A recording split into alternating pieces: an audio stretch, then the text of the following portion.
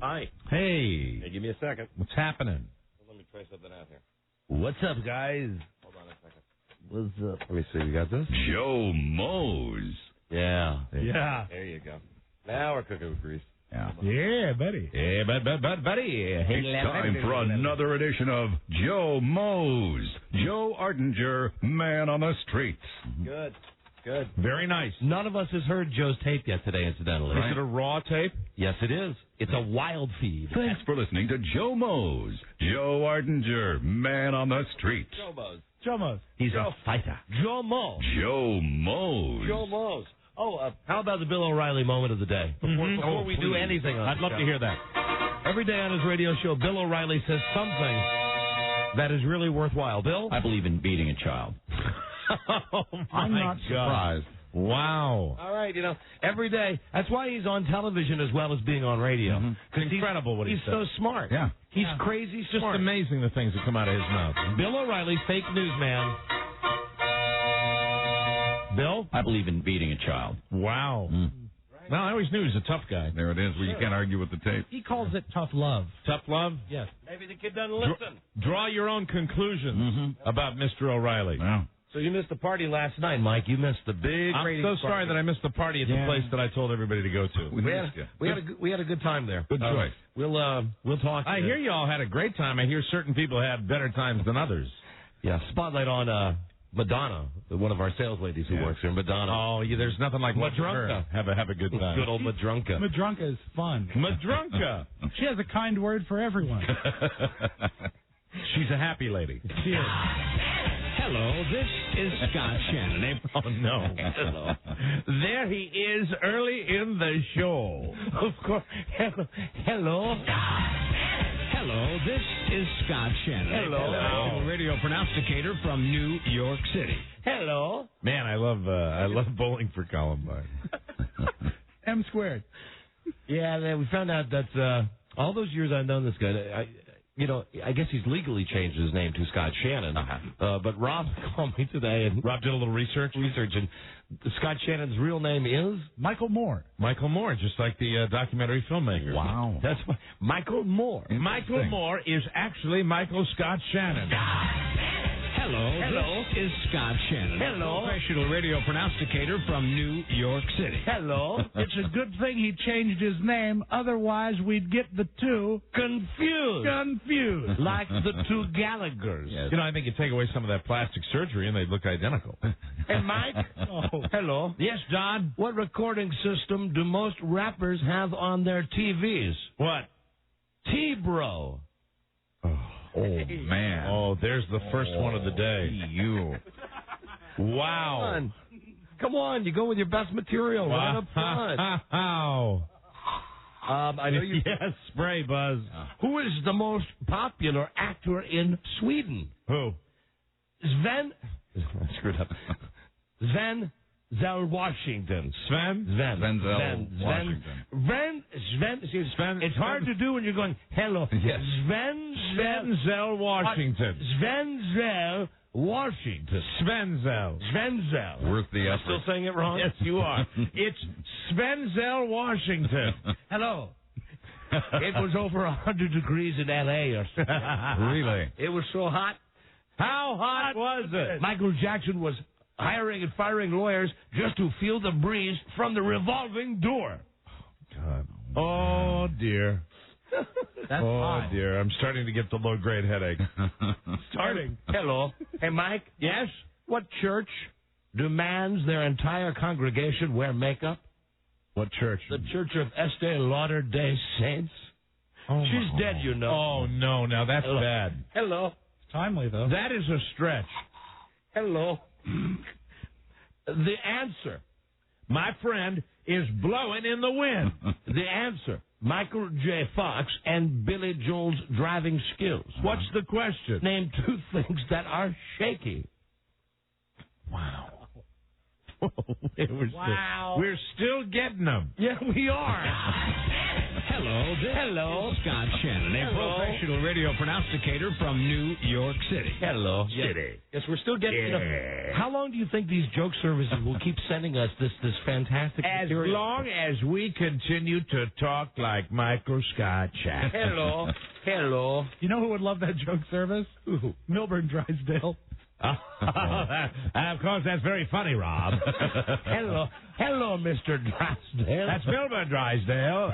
Mrs. Drysdale, I'm just thrilled about money. How are you, Scott Shannon?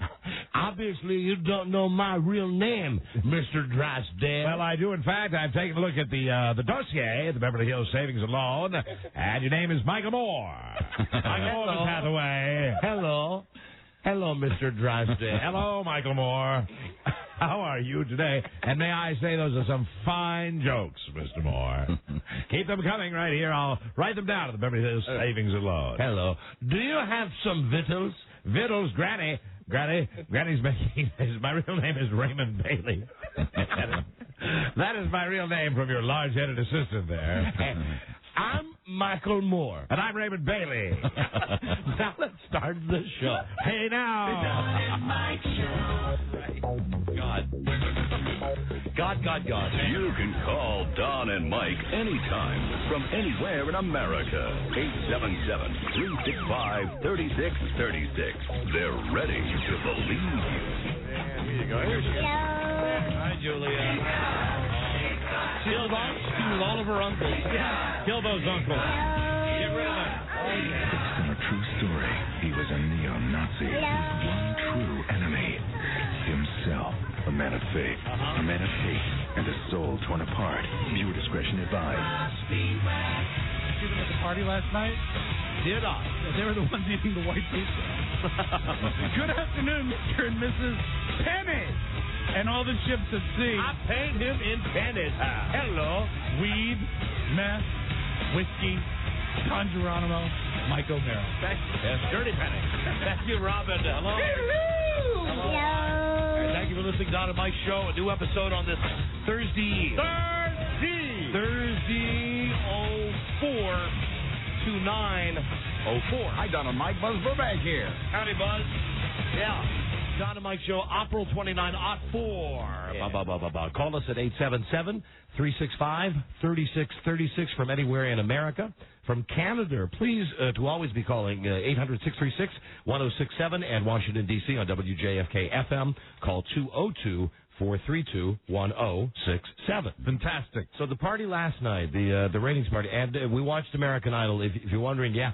It was a good enough party that there was a collective group decision that everybody at the party would stay and we would watch American Idol. So you turned it up and you were able to hear it, and you were able to watch the demise of Mr. John Stevens. Shocking result. We did, and you were able to watch justice prevail. And now the show for me is ruined.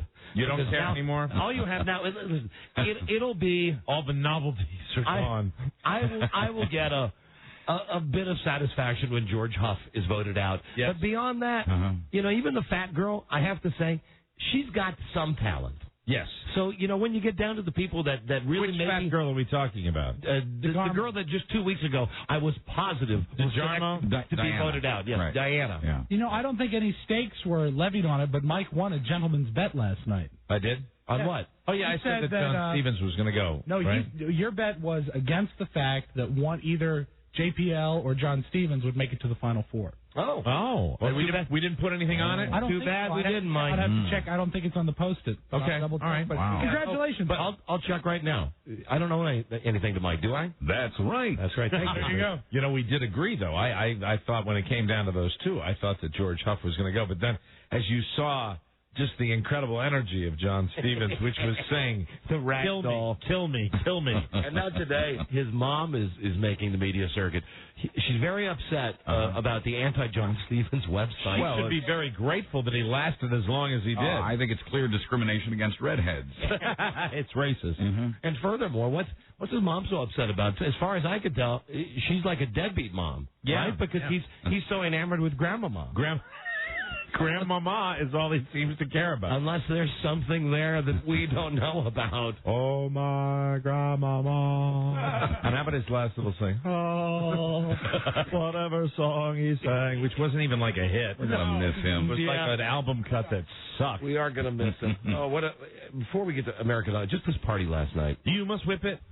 You know the Sorry, great ad last night. And that's a good one to watch with a group full of drunk, semi-drunk, and on their way to getting drunk people. I would imagine watching American Idol in a pack would be much fun. It was a hoot. Yeah. It was an awful lot of fun, even with the people from this place. Yeah, it was an awful lot of fun. And gosh, who do I want to single out? I guess probably one person who, even more than Madonna, who was just so fantastically drunk that she was really saying everything that she thought. Yeah. Good. From the get-go. And I mean, and she dished it out. I sat down next to her. First, she told me I'm a pile of garbage, and then she told me all the reasons that she hated me. And oh, wow. No, I mean, it was just Madonna. Fun. It was she wasn't being Madonna mean. was doing it. Well, Madonna tells us that even when she's sober. I know, but she was really piling on. I was just kind of taking it, and then I realized, wait a minute, hold on. She's being serious. It's like open season on everybody. Really? And now, Yeah, it wasn't just you. Because I sat down next to her, I became her confidant, and then she started talking about everybody else. Yeah. You've learned what I've known for years. What's that? 3 or 4 beers into the evening, find a seat near Madonna because that's where the party is. Oh, very good. If you're hateful. Yeah. Like I am. And boy, is she. Is she? In a fun way. And I want to, In a fun way. I want to say this, too. Fun hatred. I know that it's a new show that we're doing. It's a different show that we're doing. It's a more fun show we're doing. It's not as dirty. But I'll just say that I think that she might be Jamie Lee Curtis-like, only in this way, that I'm pretty sure. Oh, boy. No, Mike, I mean, this is a compliment. Mr. Spicoli, you're on dangerous ground. I mean, this is a compliment to Madonna, who works here at Jamie Lee WJFK. Curtis-like. You mean she's tough in that way? No, what I mean is, I think that she has. You know all the parts Jamie Lee has. Yes. The boys' parts. Your and the girls' theory parts? that she's a hermaphrodite. Yes, I believe Madonna is without the appendage. Right. She has those. She does. Yeah. You bet she does. And I'll tell you why she does. Why? Because she was talking about people while they were sitting right next to her. I mean, back to back. Madonna Buzz, is... you were observing this as well. saw it. I mean, back to back, like if you're in a bar and it wasn't real crowded. Right. Okay? She's got her back to a person who will remain nameless. But she's saying, what a piece of garbage this person is. Wow. And what an ass kiss this person is. And how could this person possibly look themselves in the mirror every night? Wow. In a fun way. And of this course. person, and she knew that this person could hear her. I don't know if she knew. I don't think she cared. She doesn't care. That's what I don't think she cared. That's what's great about She's it. been here an awfully long time. She's lived through all the wars. She's been through all the battles. She'll survive us all. But she's still, having said all of that, Right. she is not the star of the party. Who is the star of the party? The star of the party is Julie Fullman. Really? Because this poor girl. Yes. There's something called stage presence. Yes. Okay. How do I begin this? I'll begin this with a wonderful antidote from my childhood, Right. and then I'll work up to what she did last night. You'll work up to your Julie Fullman anecdote? Yeah, we'll call her up too because it's well worthy. One of the things I first learned in radio from a guy named Carl Hamilton. Is it an antidote or an anecdote? I'm curious about It's both, Mike. It's both. It's a story, and if you happen to There's get a cure for? if you happen to get the flu, Yes. Okay. you're set. All right. Very good. There's this guy, Carl Hamilton. He was a program director when I was a kid, like 16. One of the first things he said to me is, have stage presence. And make everything that you say, even if you're saying nothing, make it sound like the most important thing in the world. Sure. Command the audience. So that's a good radio rule, and that's something that I would say Julie Fullman perhaps needs before she attempts another speech in public. So what you're saying is she didn't have any last night. Some stage presence, no. Okay, everybody, listen up. Oh, Buzz is doing a good job helping me on this. Here's the deal. No one wanted Alan to make a speech. Right. Yeah, well, that's good judgment there. So she was walking around and saying to people, tell me things that Alan says. Right. And I'm going to write them down on this cocktail napkin, and then I'm going to get up and I'm going to give the speech. Mm-hmm. So everybody's telling her all the stuff that Alan says about, the biggest ass on the fence and blah, blah, blah, and, hey, pal, hey, buddy, all that stuff. So she writes it up, and then she tries to, now, boy, she already hates me, so I don't want to. I don't want to paint this in the wrong way. These things are all true, even though we love Julie. I love Julie. I think she's great, and I would never say anything bad about her. But the truth is the truth about last night's performance. The performance was she was giving a speech in place of Alan? Well, yeah, and I don't think she told Alan that she was going to do it. And can I say this before we move on? She was very pitchy. If I had to grade her performance, sure. So what she wanted to do was take the moment away from Alan. In theory, a good idea, because no one wants to hear that dope speech to the general manager. So in theory, what she's going to do is goof on him. Right. She's going to get all of his dumb cliches, and she's going to mock him in front of everybody. Right. Well, she got up there, and I don't know if it was the lights, if it was realizing there's a room full of people. Was she speaking without the aid of any PA system? We were the only people in the joint, so they turned off all the TV. I mean, they turned down the sound on all the TV. Ah, very good. No Okay. competition. It got very quiet, and Buzz had the ambiance the best. Hey, everybody, listen up. Like that. I mean, she tried. She really so tried. when you're saying command the room, obviously people continued to talk. No, she was. I think maybe for 2 minutes, right, nobody talked. Okay. And then for the next 2 minutes, people started to talk a little bit. So she lost the room. Oh, yeah. It would be the equivalent of a stand-up comedian doing his spiel and then he loses control. People began to talk first to her to try to help her out, and realizing that wasn't going anywhere, then people began talking amongst themselves. I see. It was. I felt bad for her. Really? I felt bad for her that she was. How long was would you estimate was the total time? And yeah, I know I know you think I exaggerate. She had to be up there 5 minutes. Really? I mean, right. Yeah. I think like 5 minutes, like 5 excruciating minutes. the longest 5 minutes of my life. Oh my God! Watching it with and I'll say this for her though, even though she lacked stage presence, she, like John Stevens, was plucky. She stayed up there. Yeah. She took all the bullets you threw at her. She did. Even when people started clinking their glasses and talking and walking over to the video poker or whatever game that was. Did she go with public speaking like chocolate ice cream goes with an onion? Exactly. Here I am piling on and I wasn't even there. You nailed it, though. You would have loved it, Mike. It was maybe the most awkward moment. And now we're going to call her up. Very good. Let's see. She's a real sweetie, but she was just out of her element, at that particular point.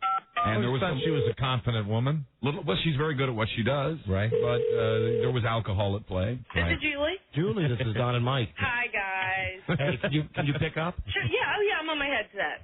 Oh, you're on your headset. Okay. Yeah. Very good. I've been listening. We love you. It was the longest 5 minutes of my life. How come you didn't? Now listen, don't hate me anymore. I don't. First of all, I don't hate you. Yes, don't you do. Say that. Yes, I do you not. Come on, Julie, please. Do Come on. not. Love you. No. Love you hate me, but it's okay. It's okay. You hate me. You don't know me. Are you okay. suggesting to Julie that, like Madonna, she embraces hatred? I don't know Julie well enough to know if she embraces it. I know. Embrace hatred like Madonna. No one can embrace hatred like Madonna. With Madonna, it's sport. She's very good at it. I love that. Madonna has a dark side that is darker than dark. It's Right? very evil. It's what, Robbie? It's blacker than 1,000 midnights. Julie, at one point last night, did you just think like maybe 3 minutes into that, just go, screw it, have a good time, everybody? You know what? It was so horrible, but I had a little bit of faith in myself that I could still pull it out. Right. And it just kept getting worse. But Don, you did try to help me a couple times, and I appreciated it. Everybody tried to help you. I mean, I listen, know. even if it's somebody who you think hates you, if you see them drowning, you'll throw them throw them a lifesaver. Outside of the radio performers at this facility, now that we've established the fact that Alan cannot speak publicly, and now Julia obviously failed in her attempt. Who is the mantle passed to, Julie? Who's next in the pecking order to public speak at the next station function? I vote for Madonna. Yeah. That's great. I love that. I think that's a good idea. I would like to nominate Ed Pappy. Who is Ed Pappy? Slappy Pappy. Slap Happy Ed Pappy. I'm from Chicago. We love Ed. He is a little long-winded. I like Ed. Yeah. I bet Ed could get up there and do it. And talk for hours. And talk for hours. He Right. could. Madonna had some insights about him, too. Really? About Ed Pappy? Yes. Oh, you know what? The way you're looking at me, you can't say him on the air, can you? Goddamn right I can. All right, well, Julie, nice effort. Hey, thank Thanks, guys. No, sorry you were voted off the island. That's okay. Okay. Thank you. Bye-bye. Bye. Wow.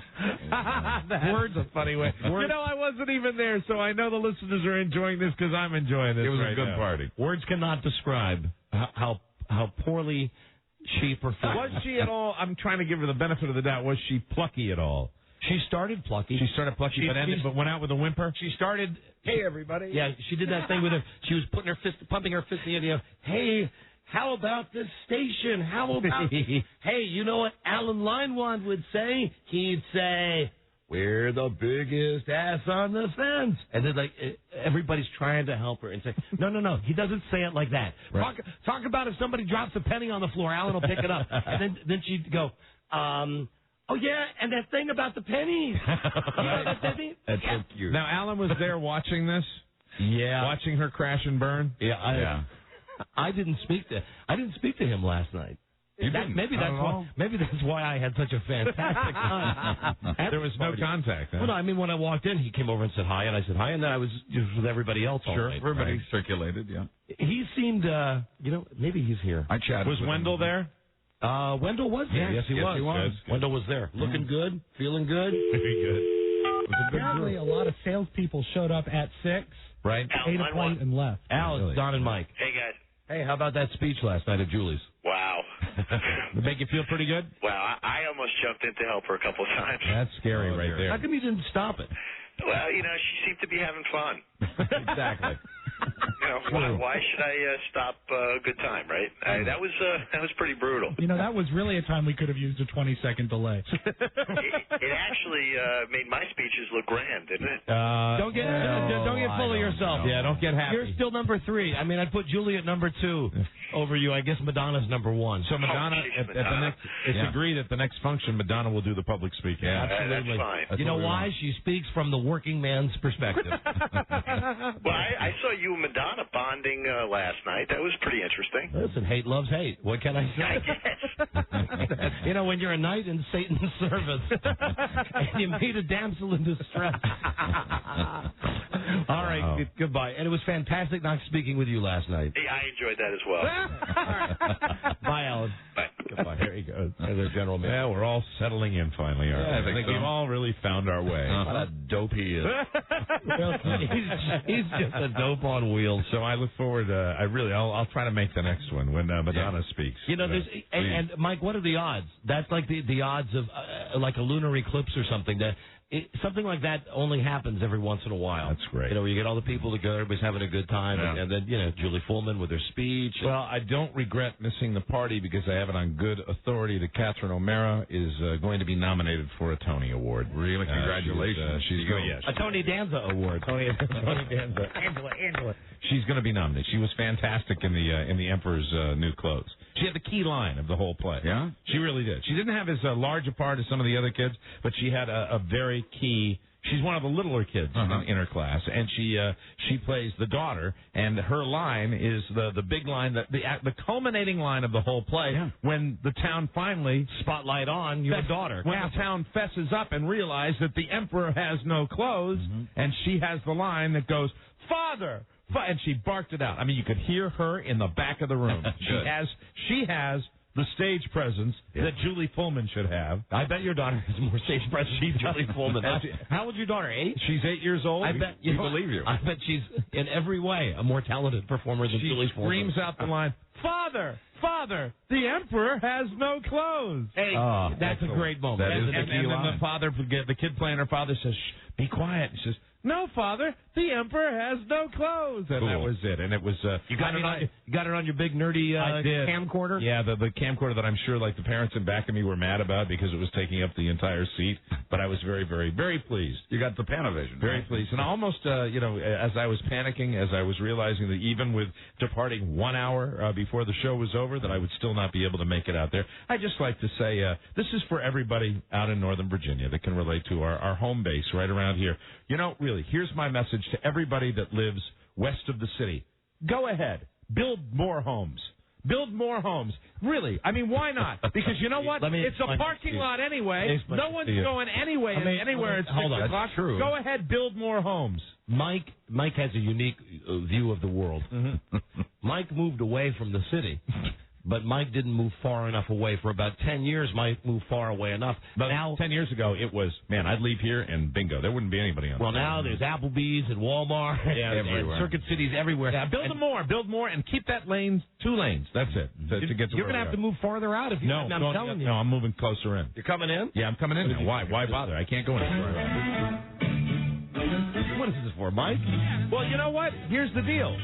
When you get to where I live, this song's appropriate. It really is. Right, because you live in the middle of nowhere. Foxes, deer, bears, and the horses on farms. And the thing is now everybody's going out there. Everybody's out there. No, they've arrived. Right, everybody's there. They're all out there right now, and they all went out there for the same reasons I did. To piss you off. No, I went out there. Everybody moved out there because they said, hey, this is where Mike's going to live. I went out there for one reason only. I was cheap.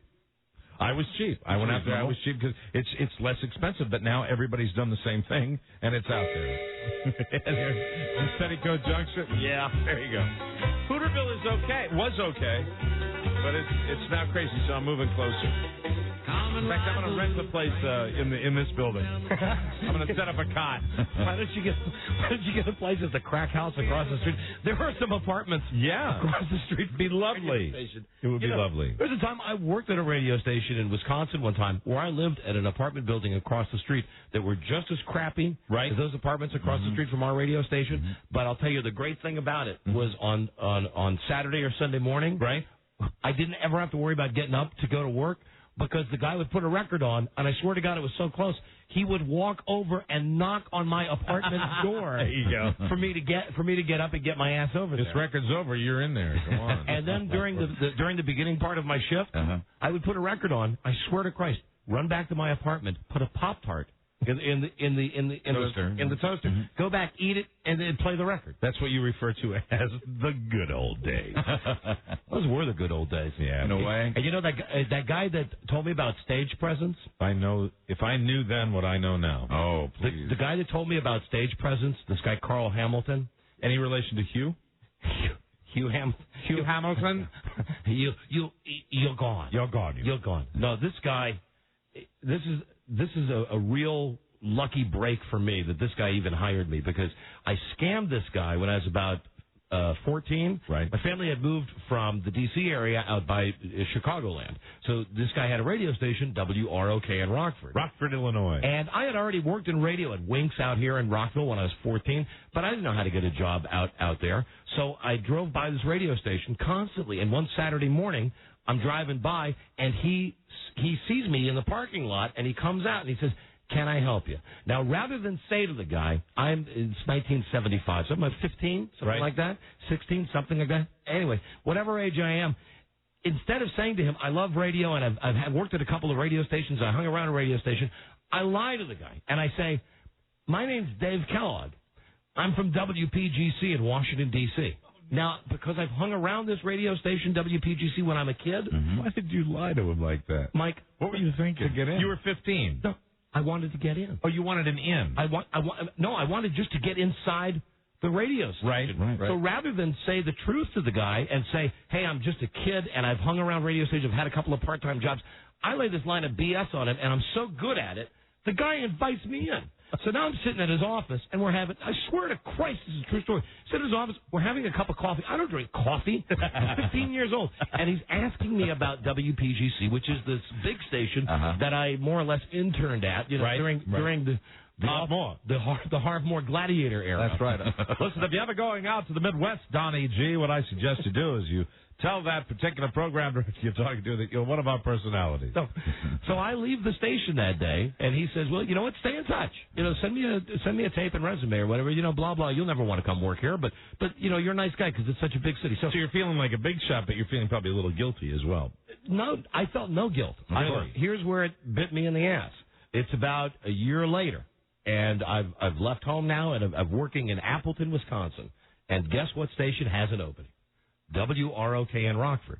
I send the guy a tape, because back then, you just took a job on the telephone. Right. So I send the guy the tape, and the tape is me, Don Geronimo, Mike Source. He calls me and he goes, hey, that's a good tape. I got an opening for 10 to 2 at night. Whatever, I'll pay, $250 a week.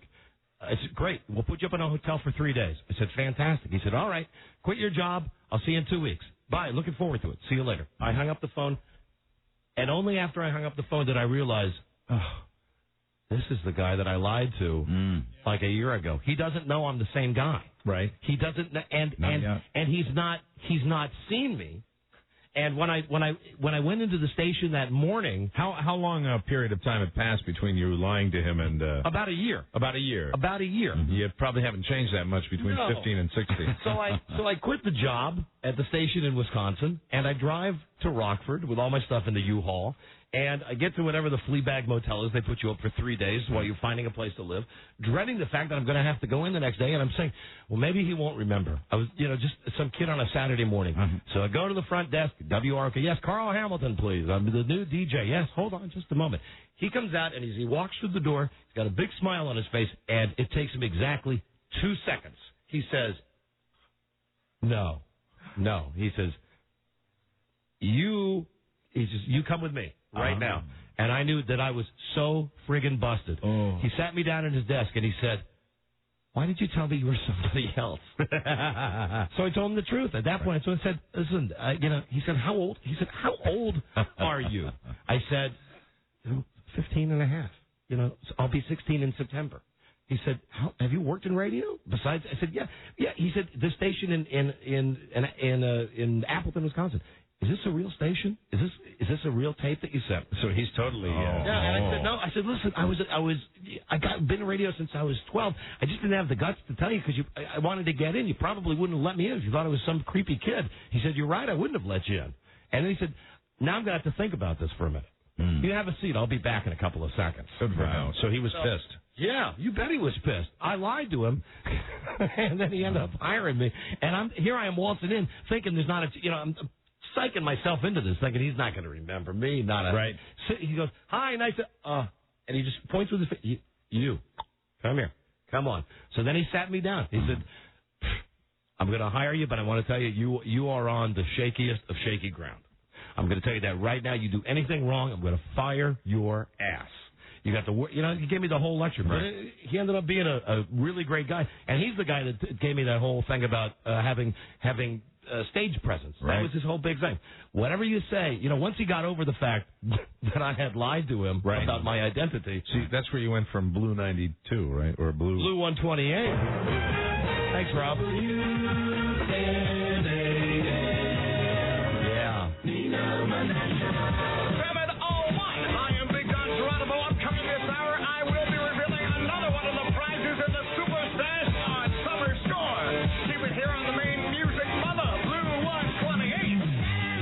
I think that might be the tape, as a matter of fact, that I sent to get the job. Right.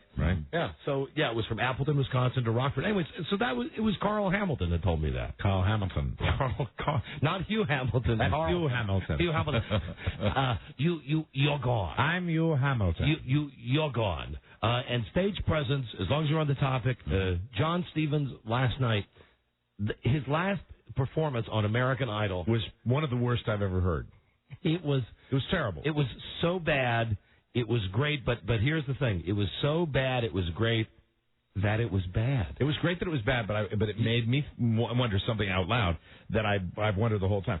Probably one of the most difficult things those people do is as soon as they get booted out, they're like, hey, you're gone. Sorry, your life's over. Now, go sing for us one last time. After we've worked you into the ground. That's the great cruelty of that show. Yeah. Right. That's the great cruelty. But didn't that kid look just like a noodle last night? Did they get any scratch at all? I was curious about that with American Idol. I'm thinking the whole time it's the Fox network. I think they got to make some scale, for doing those ridiculous, that whip commercial last night. It's so obvious that they work them to death, and then they're like, we have no more use for you. You know what I think he'll do okay is he'll tour with the American Idol tour. Oh, that's the big nugget they throw to him, right? Which they started to show last night. But of course, they get a cut of that too. Well, of course. Yeah. I mean, it's a wonderful deal for everybody. Lots of money. Hello, I'm touring. I was thinking about him touring. And he doesn't even deserve to tour. Did you see when they were doing the Latin steps and the Latin dance stuff? He just looked like. He was the chocolate to the onion. Sure, he deserves to tour. So does JPL. So does that big dumb country guy that was on about 6 weeks ago. Hey, that guy was better than JPL or John Stevens.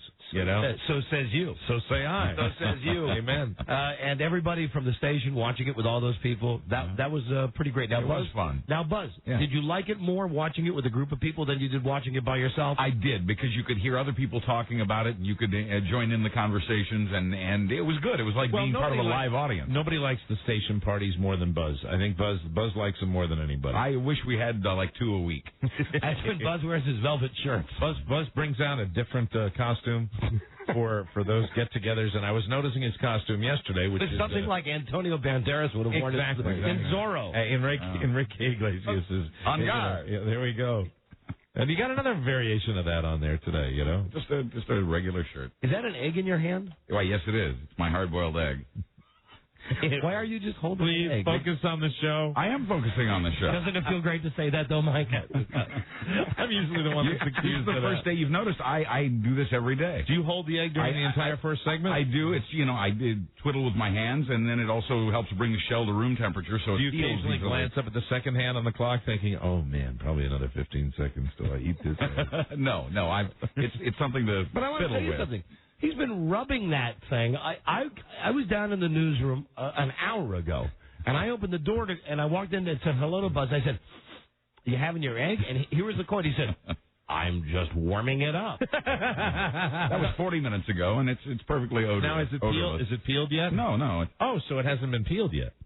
There you go. I got the shell on. Do you really warm it up with your hand? If you warm the shell a little bit, it peels away from the egg more easily. You know, Buzz. Science. Yes, yes, Rob. Science! Science! She blinded me with science! Thomas Dolby. If you really want science, bring your eggs to a boil, turn it off, wait 17 minutes, then put them in ice water. The shell jumps off. Oh, this is Rob's. I'm going to try This that. is Rob's treat. Rob was into this dyeing the eggs for his kids this year. Right, It is Rob so has great. said this before. Now, what is it again? One more time. I'm gonna For write this those down. people that might be jotting this down at home. And for those of you about to turn the dial, I promise we'll have something besides eggs in a moment. Robbie? Always eggs, Don. Cover eggs in water, at least an inch of water over the top of the egg. An inch has to be over the top of the Bring it to a full boil. full boil. Turn it off. Turn it off. Cover it. Yes. With heavy cream. Wait exactly 17 minutes. 17 minutes. And then Then put sweet potatoes on top. and little those Scrambled baby marshmallows. Those little baby marshmallows. Yes. Add Kraft marshmallows, Yeah. mayonnaise, diced onions, chocolate ice cream, Yeah, I and know. presto, another delicious entree from Kraft. Then you put them in ice water for 2 minutes.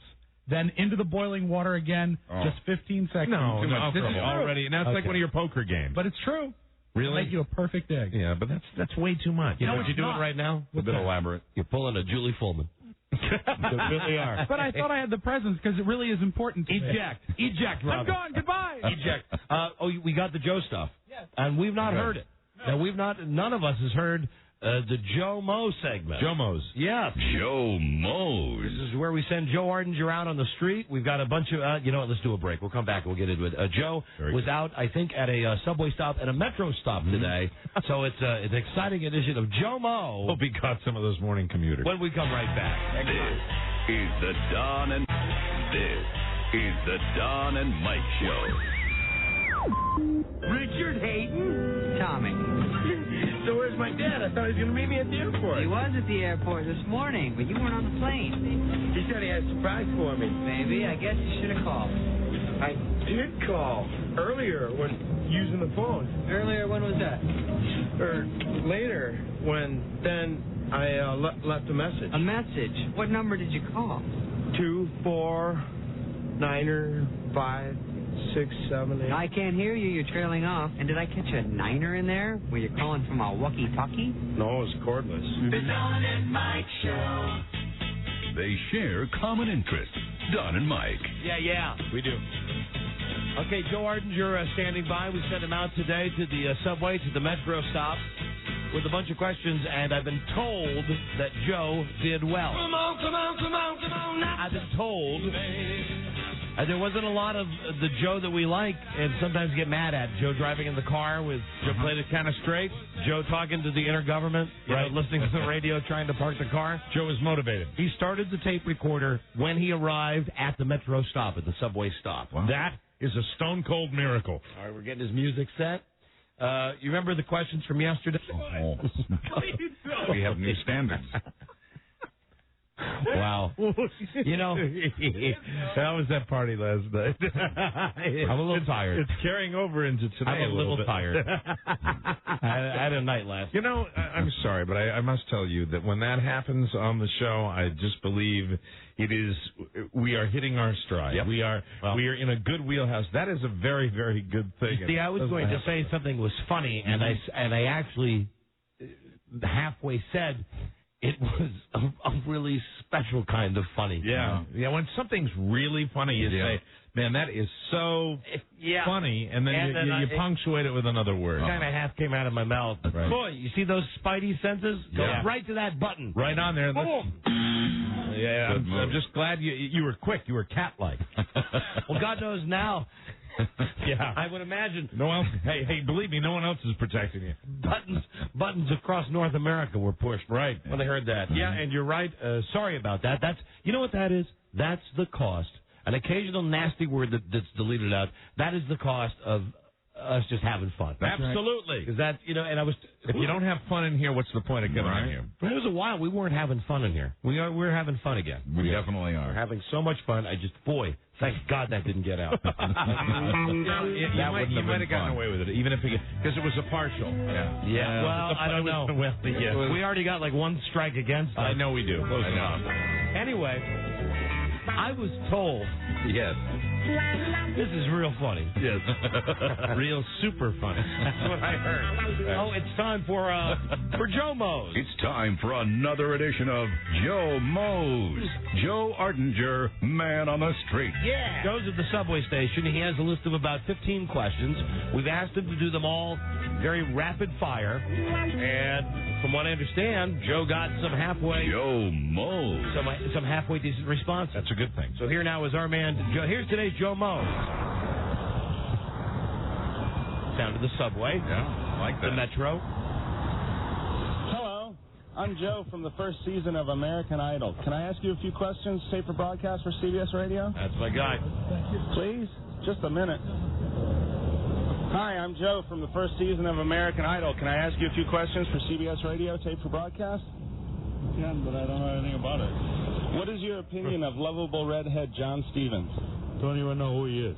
I'll see, the timing on this is great. Because and I like the people that just can't be bothered. And most people in this town can't be bothered. Because the redhead got axed. Yes. Yeah. So we got his name in there. Mm-hmm. Who do you prefer, Carrot Top singer John Stevens or Carrot Top the comedian? Again, don't know who they are.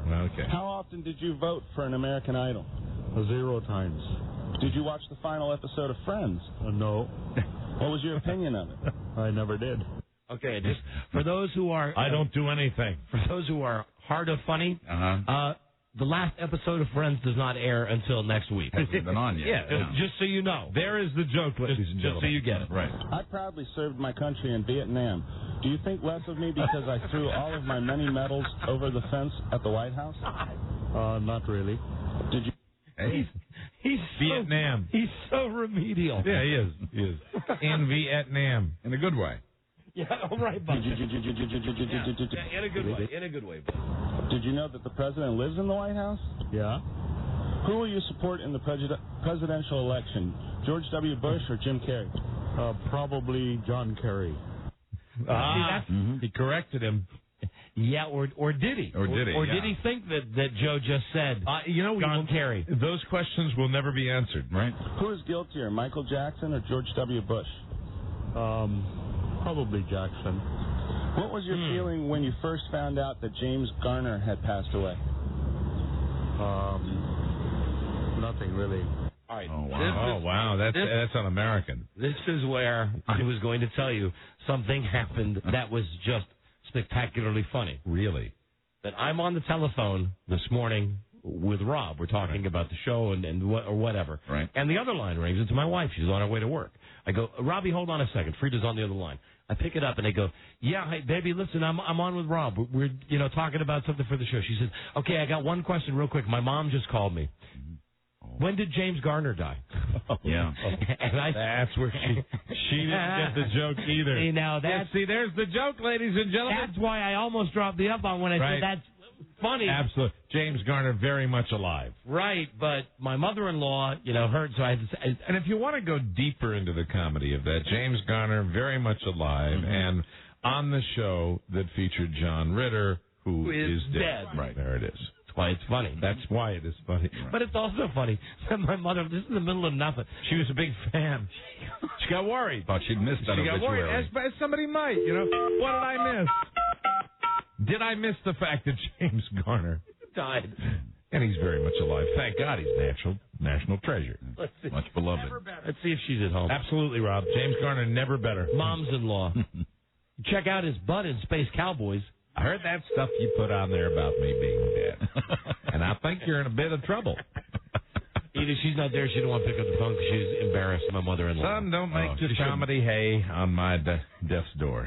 I'm guessing she'll be less embarrassed after she hears the people on the street not know. Yeah, I guess so. Although that guy, how'd you feel when you first found out he was dead? What did that guy say? Nothing. Yeah, he felt nothing. I think that's what he said. Nothing. Felt nothing. All right, now Did not watch Friends, did not watch American Idol, feel nothing. Now it's time for the Ellen question. I, like so many others, enjoy the Ellen DeGeneres chat show on television, but I recently read an internet rumor on the computer that she may be homosexual. What say you? It doesn't matter to me. What do you think of my British accent? You don't have one. Right. Do you have a message for Robert Blake? I don't even know who he is. Wow. Aren't you glad that the FCC cleaned up radio? Not really. May I have $1, please? What's that for? I just need $1. I see. So this is all a scam to get $1. Yeah. Have a good day. I think you gave him $1. Joe Mose. Yeah, I'd like to know if Joe got $1. I from heard that guy. paper rustling there. Find out if Joe got $1. Joe got, I think he told me he got $1.85 today. I guess we'll figure out on the tape how he got the cents. Hey, Joe, how much money did you get today? $1.85. Did that guy give you $1? Yes. Very good. He did. All right. He might have been afraid of you. What did he look like, Joe? He looked, I don't know, he looked kind of Middle Eastern, but he didn't have the accent, so. Did you ever think about reporting him? No, my suspicions were not aroused. Especially after the $1. All right, thank you, Joe. Sure. Bye-bye. Joe Mose. Here we go. Joe, number 2. Time at the subway. Hi, I'm Joe from the First American Idol. Can I ask you a few questions for CBS Radio? Yeah. What is your opinion of lovable redhead John Stevens?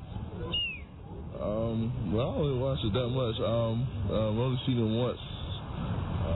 So I don't really have an opinion on that. I mean, Yeah, I love Joe. Who do you prefer, Carrot Top singer John Stevens or Carrot Top the comedian? the comedian. How often did you vote for American Idol? Twice. Did you watch the final episode of Friends? No. What was your opinion of it? I didn't watch it. That's right. I proudly served my country in Vietnam. Do you think less of me because I threw all of my many medals over the fence at the White House? No. Did you know that the president lives in the White House? Yes. Who will you... Let me just say, who stands at the subway stop and answers ridiculous questions? Did you know the president lives in the White House? It's his unmistakable charm. That's why they stand with him. All right, Bush or Kerry now. Here we go. support in the presidential election, George W. Bush or Jim Carrey? Jim Carrey? Bush. Who is guiltier, Michael Jackson or George W. Bush? Bush. That's What two was for your Bush. feeling when you first found out that James Garner had passed away? I didn't know he passed away. I, like so many others, enjoy the Ellen DeGeneres chat show on television, but I recently read an internet rumor on the computer that she may be homosexual. What say you? Whoa, I don't think she's homosexual at all. I think she's gay. What planet is this guy? He doesn't think she's a homosexual. Did he say I think she's gay though? Yeah, I would like to point out, he also said he would vote for George Bush and that George Bush was guilty. And I was right. It's one vote for Bush, one vote for Michael Jackson as far as who's guilty. That's correct. Okay. Can you back that up just a little bit? Just like half a second? Okay, here we go. He seemed to stop on the Jim Carrey thing, so I think he really weighed George Bush against Jim Carrey and answered Bush for that. Oh, question. okay. You're giving him a lot of credit. Sure. What do you That's think what I of do. my British... Yeah, hold on. If you back it up, he says I think she's gay. Uh-huh. right? Hold on. Let me hear this again. Okay, I thought stop it there. I heard it. Chat show on television, but I recently read an internet rumor on the computer that she may be homosexual. What say you? Whoa, I don't think she's homosexual at all. I don't think she's gay. What do you I think he said, I don't think she's gay. That too. I thought he said, I don't think she's homosexual. I think she's gay. No, I don't think she's. This is the way it went. I don't think she's homosexual. I don't think she's gay. Oh, okay. Let me hear it one more time. You can't really even hear the dome. Yeah, I could hear it one more time. I recently read an internet rumor on the computer that you she want me may to be analyze homosexual. it? What say you? Whoa, I don't think she's homosexual at all. I don't think she's gay. What do you? Yeah, you're right. I don't think she's gay. she's gay. It doesn't sound like you have one. Oh, the British accent. Do you have a message for Robert Blake? No. Stay cool. Aren't you glad cool. the Hey, your FCC has brother. cleaned up radio? Not really. May I have $1, please? I don't have any money. All right, thanks. Joe Mo. I like that one. Yeah. That was a good one, Joe. That was a good Joe. Oh, here we go. Hi. Oh, here's another one. I'm Joe from the first season of American Idol. Can I ask you a few questions to be broadcast for CBS Radio? Sure, no problem. Joe Mo. What is your opinion of lovable redhead John Stevens? I'm not too familiar with John Stevens. Who do you prefer, Carrot Top singer John Stevens or Carrot Top the comedian? Probably Carrot Top the comedian. How often do you vote for American unanimous. Idol? Honestly, I haven't voted but once. Did you watch the final episode of Friends? No, I haven't. What was your opinion of it? I didn't watch the final episode. I proudly served my country in Vietnam. Do you think less of me because I threw all of my many medals over the fence at the White House? Can you repeat the question one more time? You know what that is? That's gold. Could you please repeat the question? Because it's Then we have to hear Joe read Vietnam again. the two favorite reads for me on Joe are the Vietnam question and the Ellen question. And I'm Joe from the first season of American Idol. Yeah. Which just goes right by. Bingo. I proudly served my country in Vietnam. Do you think less of me because I threw all of my many medals over the White House fence? Could be, yes. Could be thinking that. What? Could be. Did you know that the president lives in the White House? Definitely. Who will you support in the presidential election, George W. Bush or Jim Carrey? I would rather support Jim Carrey. Who is guilty? We got one. There's a guy. There you go. I wonder if he does a follow-up. We didn't get the whole answer. Okay, you back it up a little bit. Oh, here we go. I proudly served my country in Vietnam. Do you think less of me because I threw all of my many medals over the White House fence? Could be, yes. Could be thinking that. Did you know that the president lives in the White House? Definitely. Definitely. Who will you support in the presidential election, George W. Bush or Jim Carrey?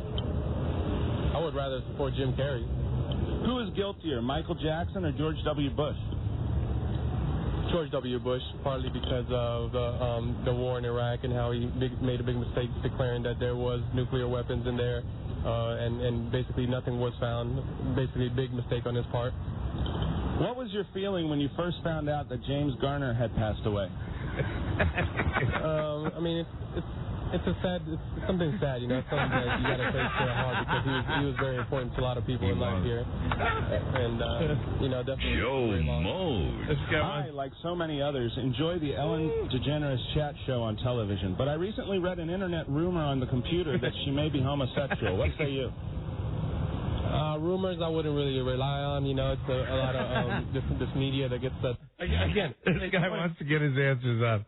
Can I just point out, you could go to Africa. You could go to a lost continent.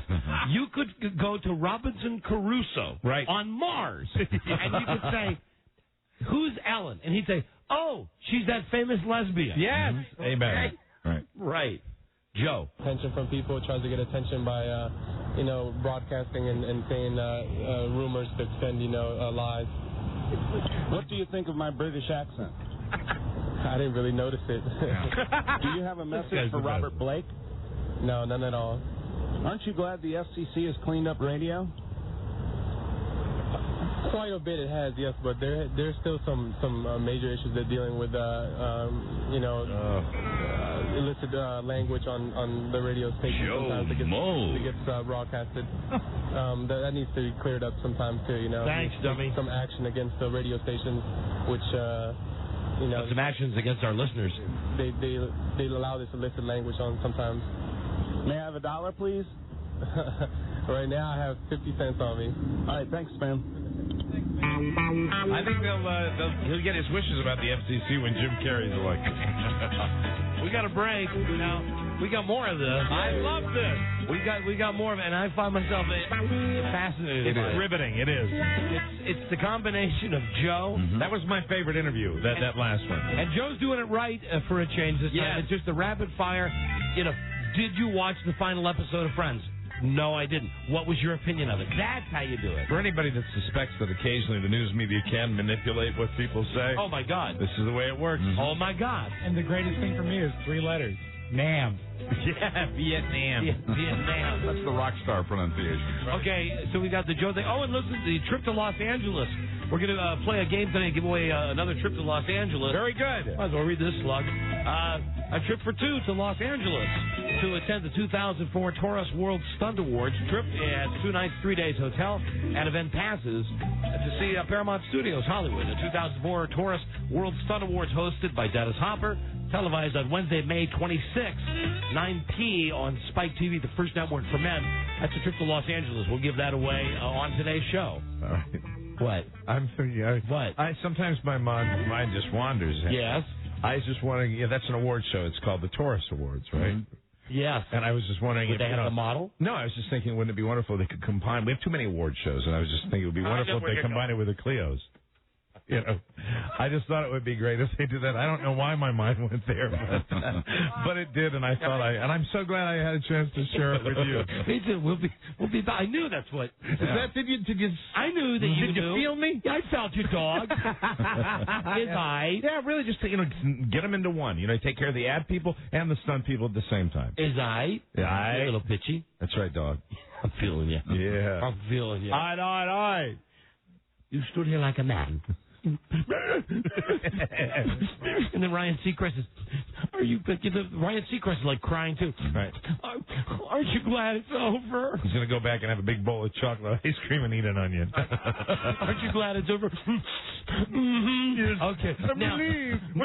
Now that you're crying, now that you've soiled yourself, go on out and sing one more time for 30 million people. I suck. And at that point, all the judges are just looking down at the table. Poor Gloria Estefan still sitting there. She's going like this, back toward their hands while he's singing his song at the very like, yeah. I suck so bad. I suck so bad. We'll be right back. This is the Don and Mike Show. This is the Don and Mike Show. May I help you? Yes. This is not the best breakfast I ever ate, and I'd like my money back. Okay. I believe you have to fill out a form for that. No, I'd like my money back now. I'm sorry, it doesn't work that way. You see, I have to fill out a form, and, well, you ate most of it already, so... See that sign? It says 100% guaranteed. You know what the meaning of guarantee is? Did they teach you that here? Sir, if you just wait a minute... Look, just put your little hand back in the cash register and give me my $2.75 back, please, Brad.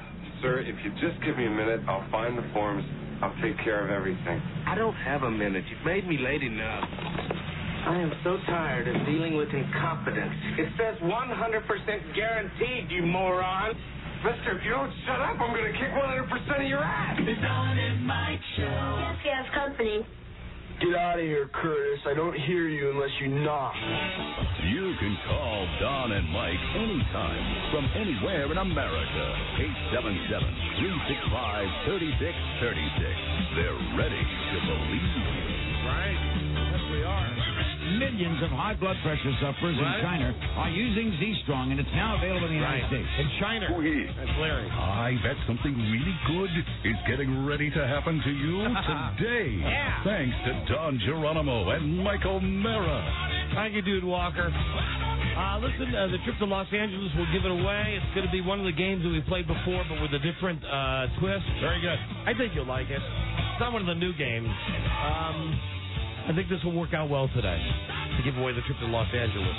I'll just set it up by saying if you have a kid, work best if the kid is like my kid's age, over 18. Okay. If kids over 18, stay tuned. Stay tuned. This contest, incidentally, for parents. Okay. A contest for parents. You know why, Mike? Because parents just don't understand. Never have done. Parents just don't understand. They don't. And it has started for me. My son is... Oh, that's right. Your son is home. He is already home from college. He's home like a week before everybody else. Right. And he's going to be here until, I think, August. Okay. Is that when he has to go back to school? Probably. Something like that. So last night we're having the discussion about, okay, we're going to get into a regular rhythm with a sleeping schedule. We're going to get you up at a certain time. You're going to go to bed at a certain time. Last night, Frida and I are both just sawing logs. When he's still a good enough guy, he comes in and tells us when he's here. Right. And I wake up and I look at the clock and it's 2 a.m. And I say, okay, what time do you want to get up? He says 8 hours, 10 a.m. I said, Chief, you got it. Now, by this time, Mommy's already gone to work. Sure. So it's just the bathroom guys and I. Oh, the bathroom is still under siege. However, I do have fantastic bathroom news. What is your bathroom news? By tomorrow, in all of the ruins and rubble that used to be my bathroom, yes, while there still are ruins and rubble and there's still big giant holes in the floor and there's tile half up. Right. The point is, there will be a functioning toilet. That's congratulations. It's a breakthrough. I'm so proud of you. That's all I've wanted for the last 37 days. You've been waiting for that for so long. Not that I'm counting. And you'll be able to use it? Yes. And I feel great for you. I feel very bad for the workmen. And but you don't know. I get up in the morning. Come on, you take it for granted. Like anything in life, when you've got it and it's there, is it your favorite one in the house? Here's the thing. It's the closest to the bedroom. That's what you need. When I get up first thing in the morning, or God forbid, I get that thing in the middle of the night when you wake up and you got to go to the bathroom. Well, it happens more now to me than it used to. Amen, Regis. Yeah. Yeah, I know. Does it happen to you more? Well, I mean, come on, let's be honest. It really depends on how much I've had to drink, and I don't mean like alcohol. When I'm dieting, which I am now, I find and I'm drinking a lot more water, that 3:30, 4:30 in the morning. You might want to see a doctor. I'm busting your balls. No, I do find that I make those early morning trips, and then sometimes it's difficult to get nothing back better. to sleep. There's nothing better. Like if you wake up at 5 and you got to go number one. You just get up and you just go. You're like half asleep because you know where the bathroom is. It's not quite sunny out yet. You just lift the lid up. You go, oh, and then you go crawl right back into bed. Right. And then it's really cold, and I have that. Because if I'm dieting and it's a super cold morning and the house is very cold, I don't bother. I go right there. Well, that's why, incidentally, Mike is registered for rubber sheets at Target. That's absolutely, and you get them in nice colors. And I know you don't like talking about this, but I'll say this. Right. I know one of the things that went wrong in this marriage, and I don't know a lot, and I'm going to call you on it because you talking about my number 2 marriage. Yes. Yes. Your number 2 marriage, and the number 1 problem, and pun intended, was when your wife would hang the bed sheets out the window. I just thought that was uncalled for. I told her, if we can get a temperature regulated in the house where it's not under 60 degrees in the morning when I don't want to get out of bed, but she said, no, I'm still hanging the sheets out the window for all the neighbors to see, just like Michael Landis. So I go to wake up Boy Wonder today, and I go, hey, buddy boy, 10 o'clock, up and get it. And he goes, okay, I'm awake, Dad. I said, great. I went downstairs. I'm doing whatever I'm doing. I'm talking to the guys working on the bathroom. Come back upstairs about 10:30. I go, Bart, it was 10 o'clock wake up time. Start of a new regimen. Oh, I'm tired. I said, okay, well, what time do you want to get up? Noon. I said, you got it. He's a grown-up. I've taken away his credit cards. He's got no cash. He's got to get a job. Right. So noon rolls around.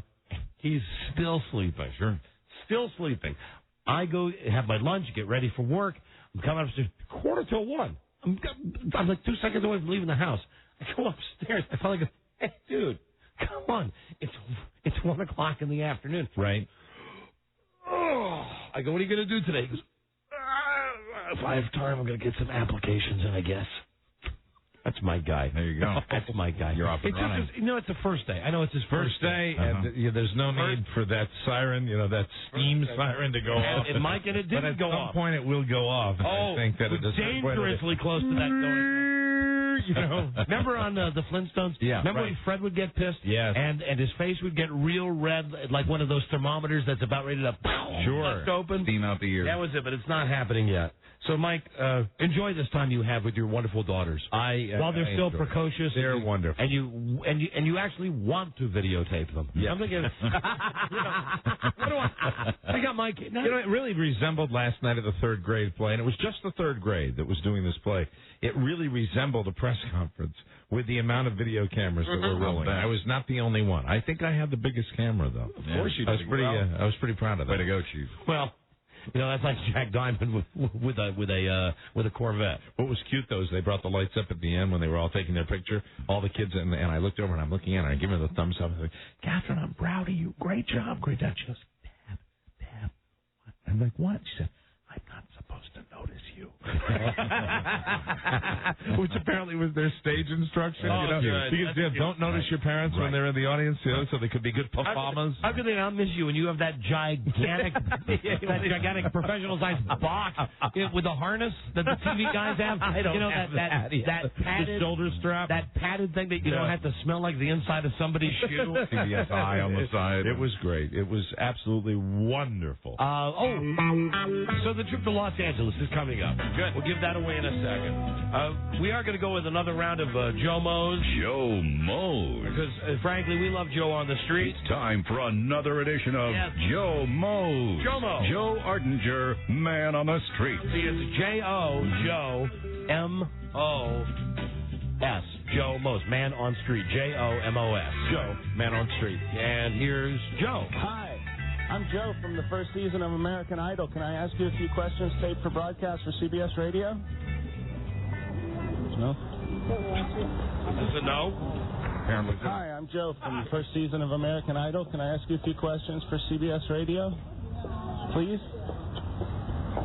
The truly sick.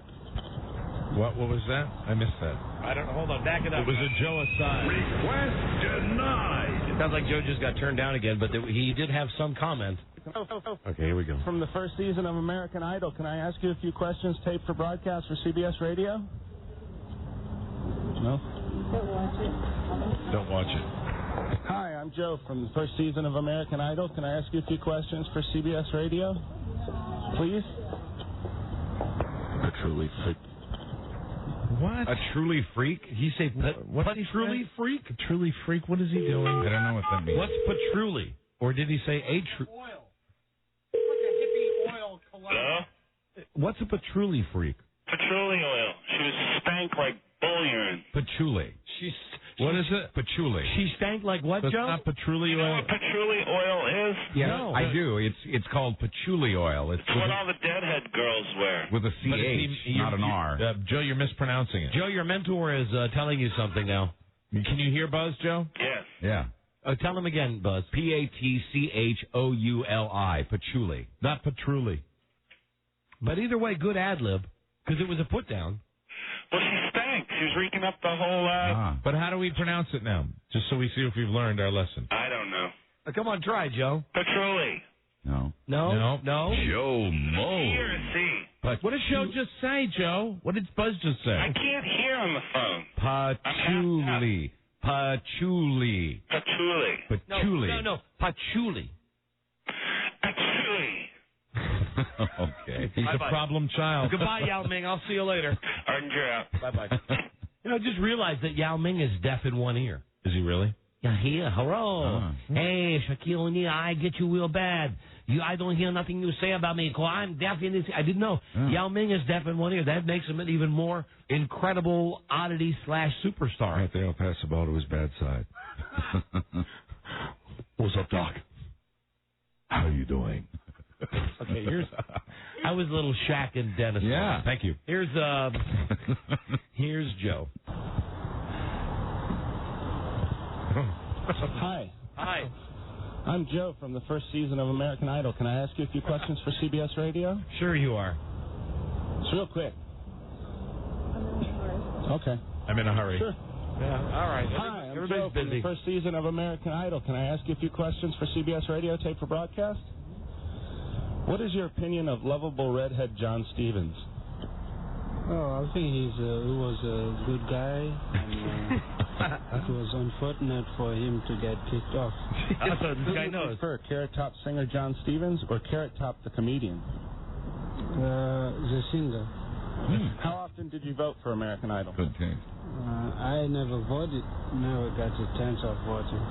Did you watch the final episode of Friends? Yeah, I did. What was your opinion of it? Liar. I mean, it was not too bad, yeah. This man is lying. And is it me, or does there seem to be a lot of accent? Joe seems to be seeking out people that might not have been born here in this country. Washington, D.C. But man. wherever this guy is from, they've already shown the last episode of Friends, and it was okay. Or he's doing what many people, I think, that have adopted this language as their own do. They nod and say yes a lot. I proudly served my country in Vietnam. Do you think less of me because I threw all of my many medals over the fence at the White House? No, I mean, I think we should see above his act. And What? You see a Volvo? I think you should see a Volvo. About the reason why he acted so. Okay, let's stop it right there. I've got a question for everybody. Who's more difficult to understand, this guy or Joe Ardinger? Oh, no, the terrorists. Excuse me, Mike. The people that we're interviewing now. The people that we're interviewing now. And, we're 5 people into this segment, and no one has questioned the fact that Joe is clearly not old enough to have served in Vietnam. Yeah, Rob, you're asking too much of them. And also, I mean, a blind boy, according to Stevie Wonder, say, "Hi, I'm Joe from the first season of American Idol," and Stevie Wonder would say, "There's no way." Yeah, if either one of you were approached and the person said from the first season of American Idol, you would say, "Stop this injustice." No, you weren't. Security. No, you weren't. Right. No, you weren't. Did you know that the president lives in the White House? Yes. Who will you support in the presidential election, George W. Bush or Jim Carrey? I would support Jim Carrey. Who is guiltier, Michael? Most people will. Now, is that a guy who you think knew that it was Jim Carrey? No, he thinks it's John Carrey. Yeah. Okay. Absolutely, 1,000%. 1,000%. All right, here we go. Here we go, Mr. Dodson. Hello. Hello there, Scott. Who is call me Michael. Michael Scott Shannon. And what's your real name? My name is Raymond. Milton Drysdale. No, your real name is Raymond. Oh, that's right, Raymond Bailey. Who is guiltier, Michael Jackson or George W. Bush? Bush. Another vote for Bush. What was your feeling when you first found out that James Garner had passed away? Sadness. Yeah. Very sad and sorry for his family. Yes, we all I, are. like so James many Garner's others, still alive. The Ellen DeGeneres chat show on television, but I recently read an internet rumor on the computer that she may be homosexual. What say you? I mean, that's a business. I really don't care. Of course. Good. What do you think of my British accent? I mean, it's normal. It's normal. Yeah. Normal. It's for Robert Blake. Yeah, he needs to apologize and recognize. All right. There you go. That's a good strategy. All right. Mr. Blake, here's what I think you should do. You get in front of the judge, he says you kill you, you apologize. But apologize in that trailing off way that guy does. I'm really, really sorry. Jim Carrey. Sorry. What he did, he was wrong. Aren't you glad that the FCC cleaned up radio? Sure. May I have $1, please? Sure. Sorry, I don't have chance. Okay, thanks for your time. Goodbye. Daddy knows how to say. Joe Mose. Sorry, I don't have chance. This is good. Daddy's master. Hi, I'm Joe from the first season of American Idol. May I ask you a few questions taped for broadcast on CBS Radio? Is this a no? Not really. What is it about? Oh, my. What is your opinion of lovable redhead John Stevens? No? All right, thanks. Didn't pan out. Didn't want to hang Joe. in there. Quitter. Hello, I'm Joe from the first season of American Idol. The loud subway. I'm Joe from the first season of American Idol. Can I ask you a few questions, taped for broadcast for CBS Radio? Sure. What is your opinion of lovable redhead John Stevens? I don't have Oh, now the train's drowning the Carrot guy. Top singer John Stevens or Carrot Top the comedian? I don't know a lot of those. Come on, just a few more. Oh, come on. Damn. Oh, he's gone. Damn. Oh, that's the one I wish had lasted. Yeah. Oh. Joe Mose. Hi, I'm Joe from the first season of American Idol. Can I ask you a few questions taped for broadcast for CBS Radio? No thanks. I don't watch the show. Okay, thanks. Joe Mose. Here he goes. Lots of failures. Hi, That's great. I'm Joe from the first season of American Idol. Can I ask you a few questions taped for broadcast for CBS Radio? That's another Joe Mose. People want to talk to him. Hi, I'm Joe from the first season of American Idol. Can I ask you a few questions taped for broadcast for CBS Radio? I really don't know much about American Idol. That's okay. What's your opinion of lovable redhead John Stevens? Way to reel him in, Joe. I don't have any. Who do you prefer, Carrot Top singer John Stevens or Carrot Top the comedian? Probably the comedian, actually. Everybody says Did you that. vote often for American Idol? No, I never watched the show. Did you watch the final episode of Friends? No. So you have no opinion of it? Nope. I proudly served my country in Vietnam. Do you think less of me because I threw all of my medals over the fence at the White House? No. Did you know that the president lives at the White House? Yes. Who will you support in the presidential election, George W. Bush or Jim Carrey? John Kerry, you mean? Hey, I don't smart think guy. so. Jim Carrey's not running. Who's guiltier, Michael Jackson or George W. Bush? Yeah, that's the way to do it, too. Come on. Well, George W. Bush was convicted, so of DUI, I believe. So I think he would be guiltier at the moment. How much you want to bet this guy's got a yellow tie on? He's just one of those guys. Yeah, smart. You hate it. You get mad when they're smart enough to know the questions are wrong. Down world. We don't need people to say the questions are wrong. Wait till we hit him. Well, I oughta. Wait till we hit him with James Garner and Ellen DeGeneres. Yeah, let's see if they're smart. Here we go. See if they figure out that See how puzzle. smart he is. What was your feeling when you first found out that James Garner had passed away? All right, smart guy. Got him. Got him, smart guy. Oh, I guess I didn't really have any. Oh. How about he's not dead? Who's so smart now, Mr. Yellow Tie? There you go. He's alive. Now let's see you handle the Ellen question. I don't remember. I, like so many others, enjoy the Ellen DeGeneres chat show on television, but I recently read an internet rumor that the computer that she may be homosexual. What say you? Joe. What? I think she admitted that years ago. What do you think of my British accent? Oh, hold on. Wait. What did the guy say? What did he say? I thought she admitted that years ago. Oh, is that what he said? Yeah. Oh. Well, we got a guy way too smart for this then. He's on to some of the questions. But not the James Garner thing. That catches everybody by surprise. I thought she admitted that years ago. What do you think of my British accent? You don't have a British accent. Do you have a message for Robert Blake? He said proudly. No. Aren't you glad that the FCC cleaned up radio? No. May I have $1, please? No. Not a Thanks for chance. your time. I would like to point out that I think we've got a consistent answer to one question. Joe Mose. Aren't you glad that the FCC cleaned up radio? And I think the consistent answer has been no. I also think a lot of people think that George Bush is guiltier than Michael Jackson. Yeah, we're hearing that. Very unusual.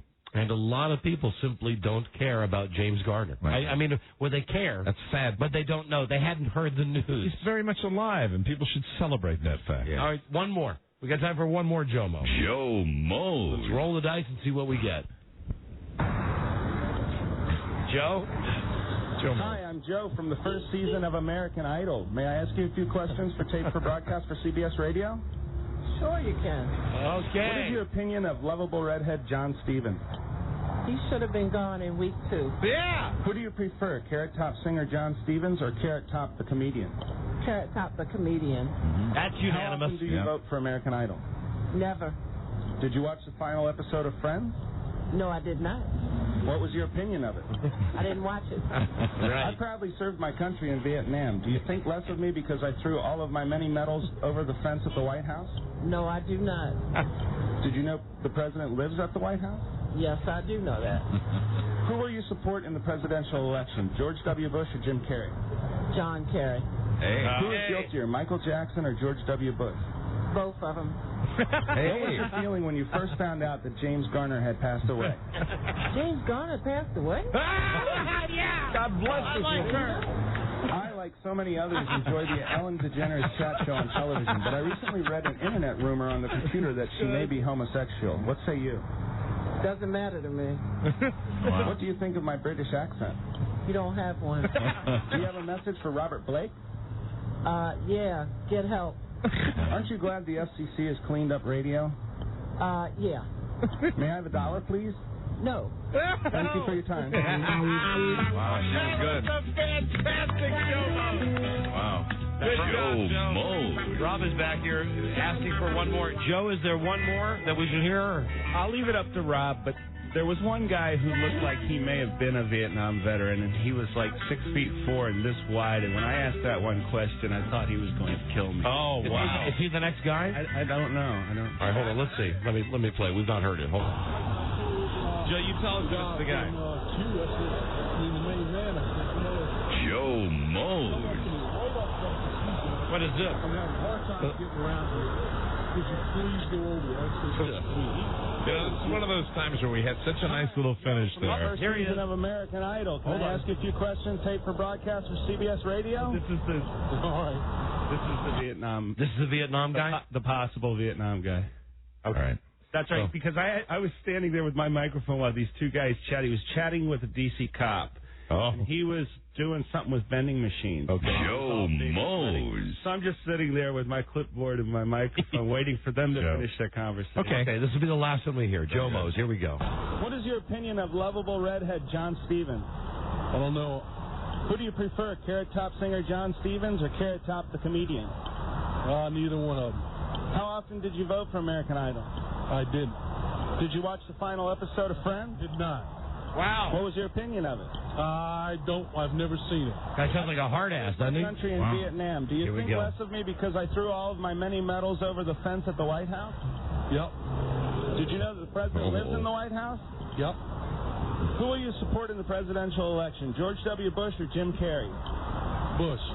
Who's guiltier, Michael Jackson or George W. Bush? Michael Jackson. What was your feeling when you first found out that James Garner had passed away?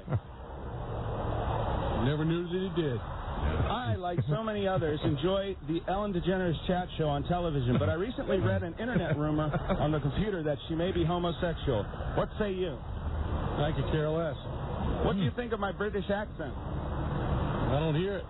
Do you have a message for Robert Blake? Nope. Aren't you glad the FCC has cleaned up radio? I can't say they have or they haven't. May I have $1, please? Nope.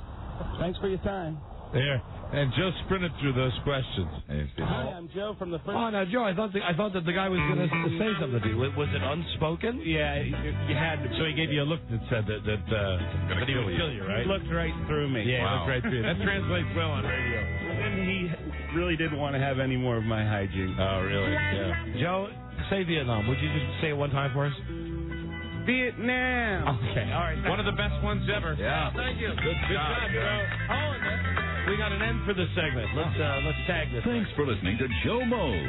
Joe Ardinger, man on the street.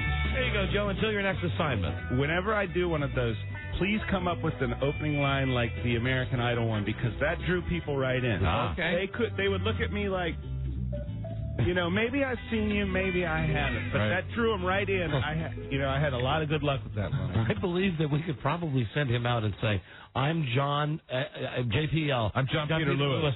From America. I bet you could get away with it. Sure. I bet you could, Joe, next time. Let's send him out as JPL. John Peter Lewis. All right, there is... we make it a 3-name thing, that'll really draw people in. Mm-hmm. Joe on the zoo. We got a break. What? Do we know Joe's middle name? No, we don't. It's interesting. We should. And we could just make it Joe a 3-name person. Hello? What's your middle name? Oh, William. Joe William Ardinger. Joe Willie. I think we got to Joe go. Willie. We got to go with John Peter Lewis. Yeah. I like J.W. Ardinger. J.W. Ardinger. No, we should send him out as John Lewis. Say, I'm John Peter Lewis from American Idol. Absolutely. All right. See ya. Ardinger out. Okay, bye. Bye, Willie. Can't tax him too much. No, we can't. Remember that. The trip to Los Angeles. We'll tell you how we're going to give that away when we come right back. This is the Don and Mike Show. This is the Don and Mike Show. This is Entertainment Tonight for Monday, August 10th, 1998. Hope you had a great weekend, everybody. Welcome to the show. I'm Bob Goen. And I'm Mary Hart. Thanks for joining us.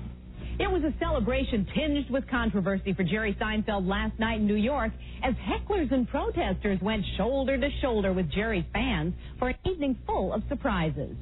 I always go in the airplane bathroom. Even if I don't have to go, I got to go in there. It's nice. It's like your own little apartment on the plane, isn't it? It was really exciting. Really, really exciting. It was like being in a Roman Coliseum. Jerry stepped up to the mic for his live HBO show in New York last night, wowing his audience. The stand-up did run into one problem, though. He was taunted by hecklers. It was terrifying. What happened? I was not expecting that.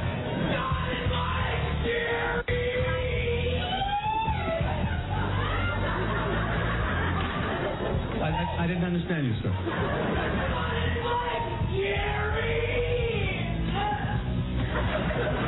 No, I was right the first time. I'm thinking, oh, beautiful. This is perfect. But it worked out fine. While the out-of-line audience members were removed from the theater, Jerry's otherwise adoring fans had high praise for the comic. It was unbelievable. It was everything I expected. The Don and Mike Show. You have to think of the audience as a child that you're in charge of. And you have to do right by the child. And the child will ask for things that they shouldn't be given because it'll make them ultimately less happy. It'll be a better feeling for them. They'll look back on this thing and have something that they experienced in their lives that didn't go to hell. All right. You're not pompous. Obey them, or they will choke you out. Don and Mike. We're not pompous either. No. But that's a promise. We're firm but fair. Yes. Bill O'Reilly, fake newsman. Bill O'Reilly, moment of the day every day on the Westwood One Radio Network. He says something that makes a lot of sense. We save it and we play it for you. Bill O'Reilly. Hold on, I'm not going to ruin the talk up here. There you go. There you go. Because now I can play the fanfare. Bill O'Reilly, moment of the day. Listen, he makes a lot of sense. I believe in beating a child. Wow. From today's radio broadcast. He just comes right out and says it. God. Bill O'Reilly, moment of the day.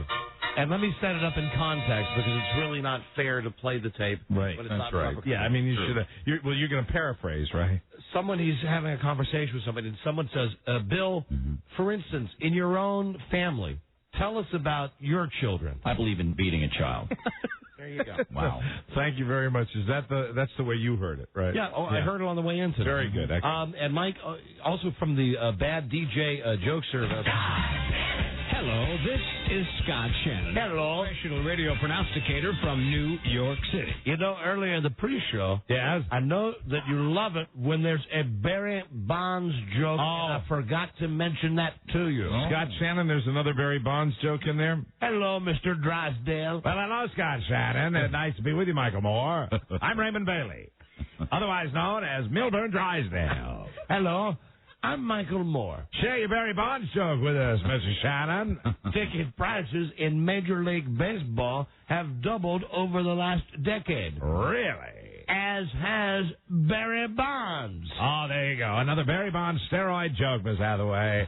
Lots of fun over the Beverly Hills Savings and Loan.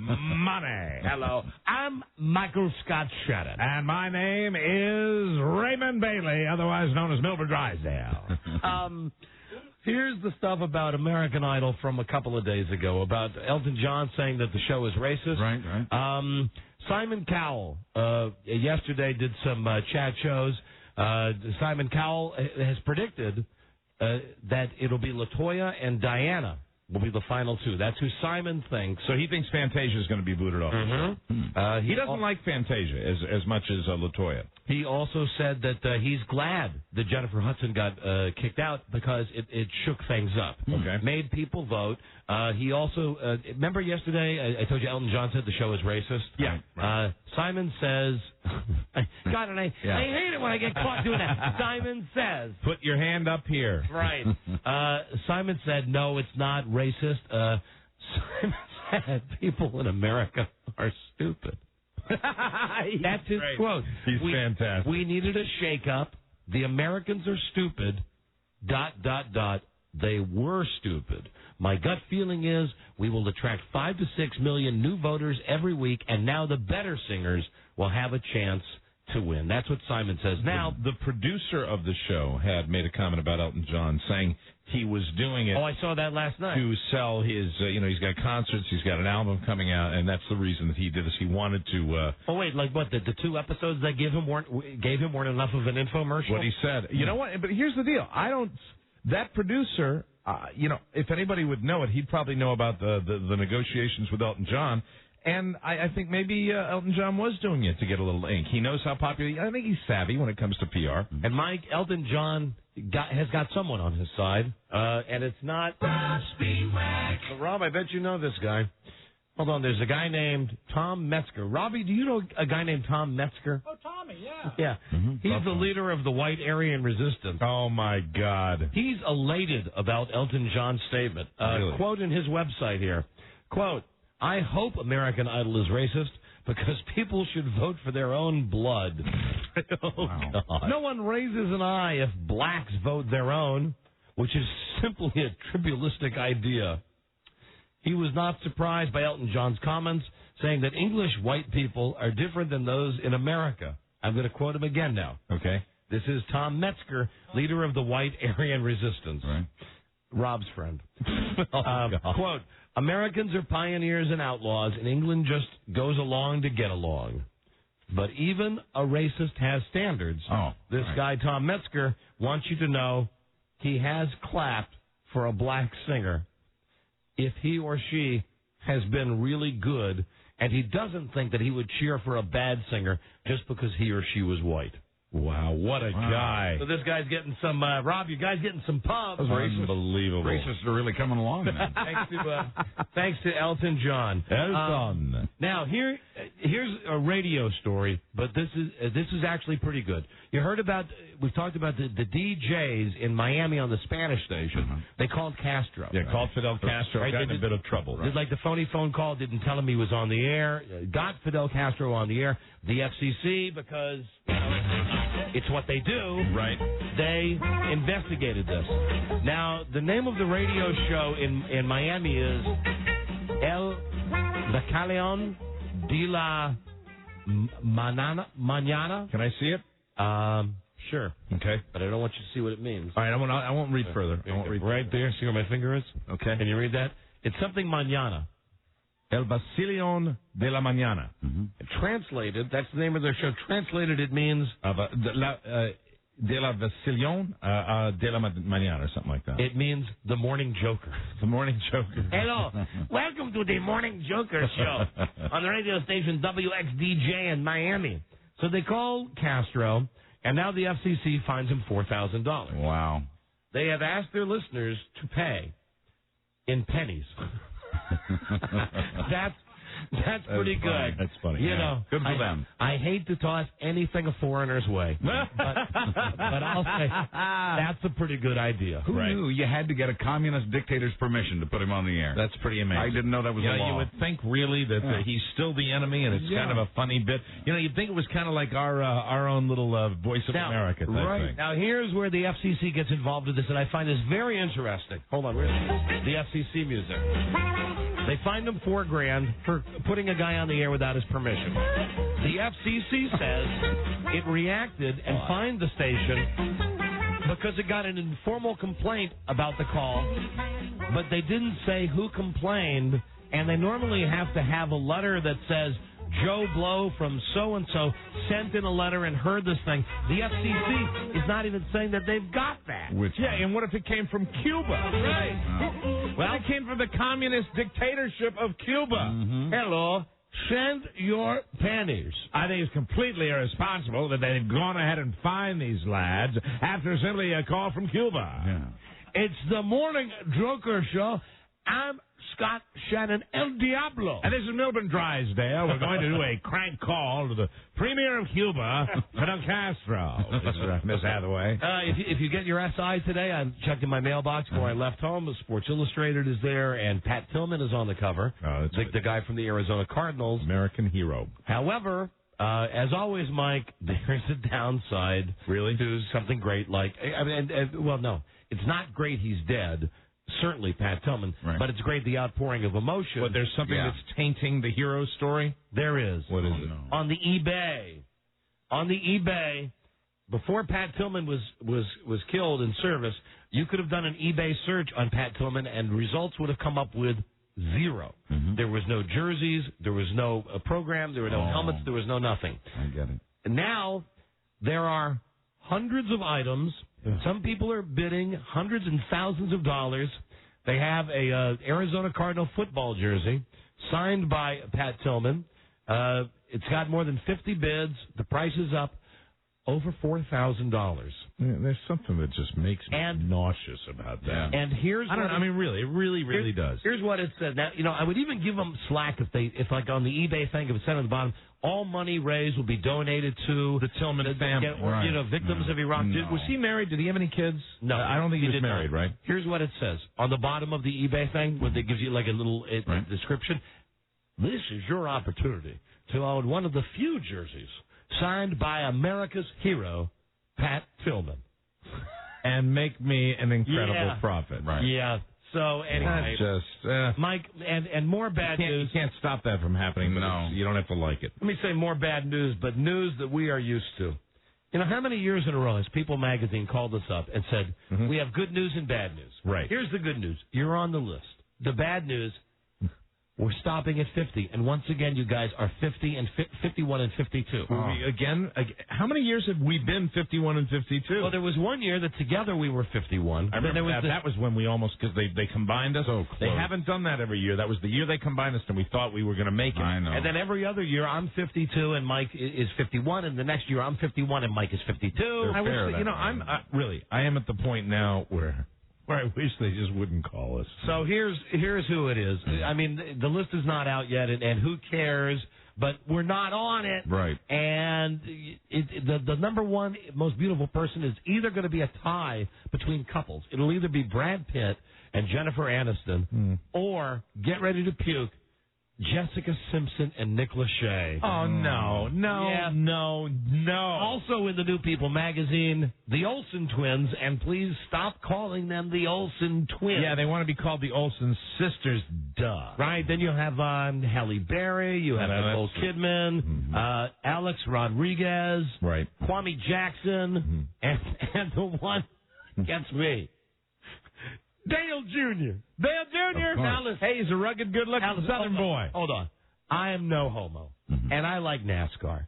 But really, if you ask me who the cutest driver is, I don't think I'd go with Dale Jr. I kind of like, the nice, big, toothy grin and Michael Waltrip. And then there's Mark Martin, who drives the Viagra car, and he's got the salt and pepper thing happening in his hair. And then Tony Stewart never shaves on the day of a race, and he looks just so beastly and caveman-like. Just rugged good looks.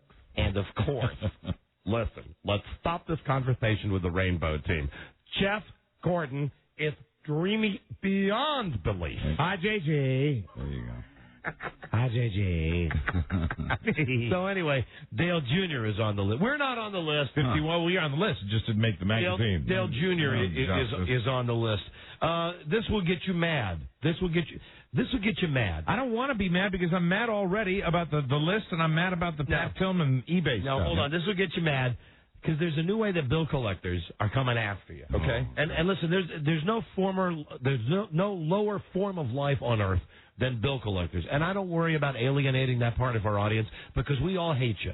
We hate you. There's got to be, go work at a funeral home or something. Don't bust people's balls about bills that they can't pay. So here's the way they're tracking you down now. you could put down a P.O. box on your driver's license, and you might be able to get out of it that way. You might be able to use prepaid cell phone calls so that they can't find out where you are. Or you could move to a different state. Now, it doesn't say which pizza company is doing this. However, there is a pizza delivery company that has sold their list to bill collectors. Because when you order a pizza, you never, if you're hiding from bill collectors, you wouldn't give a fake name if, for instance, you call Papa John's for a pizza. Oh, right. So what they do is, and I'm saying Papa John's, I don't know it's Papa don't know John's. what company. Domino's has stepped up to say they don't sell customer information. Okay. So Domino's says So they're it's out not of the them. equation. Says it's not them. But it's somebody who gets the list, sends it to the bill collector, and the bill collector says, oh, hey, look, the name is Mike O'Mara. Well, let's do a research. Let's do a check on that. See where he lives, where he's ordering his pizza. That's right. I come to the door. I'm like, you better leave. Yeah, that's right. I don't believe you. That's how they get you. Wow. This is nuts. Oh. Did you ever suck the jelly out of a jelly How you doing? donut and then fill it with chocolate swirl ice cream? Listen, your Visa bill is way high, dude. You're going to have to pay it before I give you this Philly double cheesesteak, whatever pizza it is. Yum, yum. 6 Kill Bill DVDs are already planned. You know, is this movie that popular? No. Quentin Tarantino is nutty for this. I hated that movie. And he's going to put all 6 Kill Bill DVDs on the market at the same time. You got Volume 1, then you have Volume 2, then you have Volume 1 Special Edition, Volume 2 Special Edition, the 2-pack, and then, I thought he was dead instantly, 2-pack. Yeah, there he is again. And then, as a box set, all 6 discs for Christmas. The original Kill Bill, Quentin Tarantino's tribute to Kung Fu movies. Right. If you don't like Kung Fu movies, you don't like this movie. That's the way I look at it. Mike, hold on. Let me ask you something here. We've talked about this. The Pete Rose ESPN movie. Yeah. As to who will be the star, title role. They have selected someone. We've picked some good ideas. None of ours. Really? None of ours. And why this guy keeps getting work, I don't know. But I'll say that I think it's going to, the casting will work with the haircut. Tom Sizemore.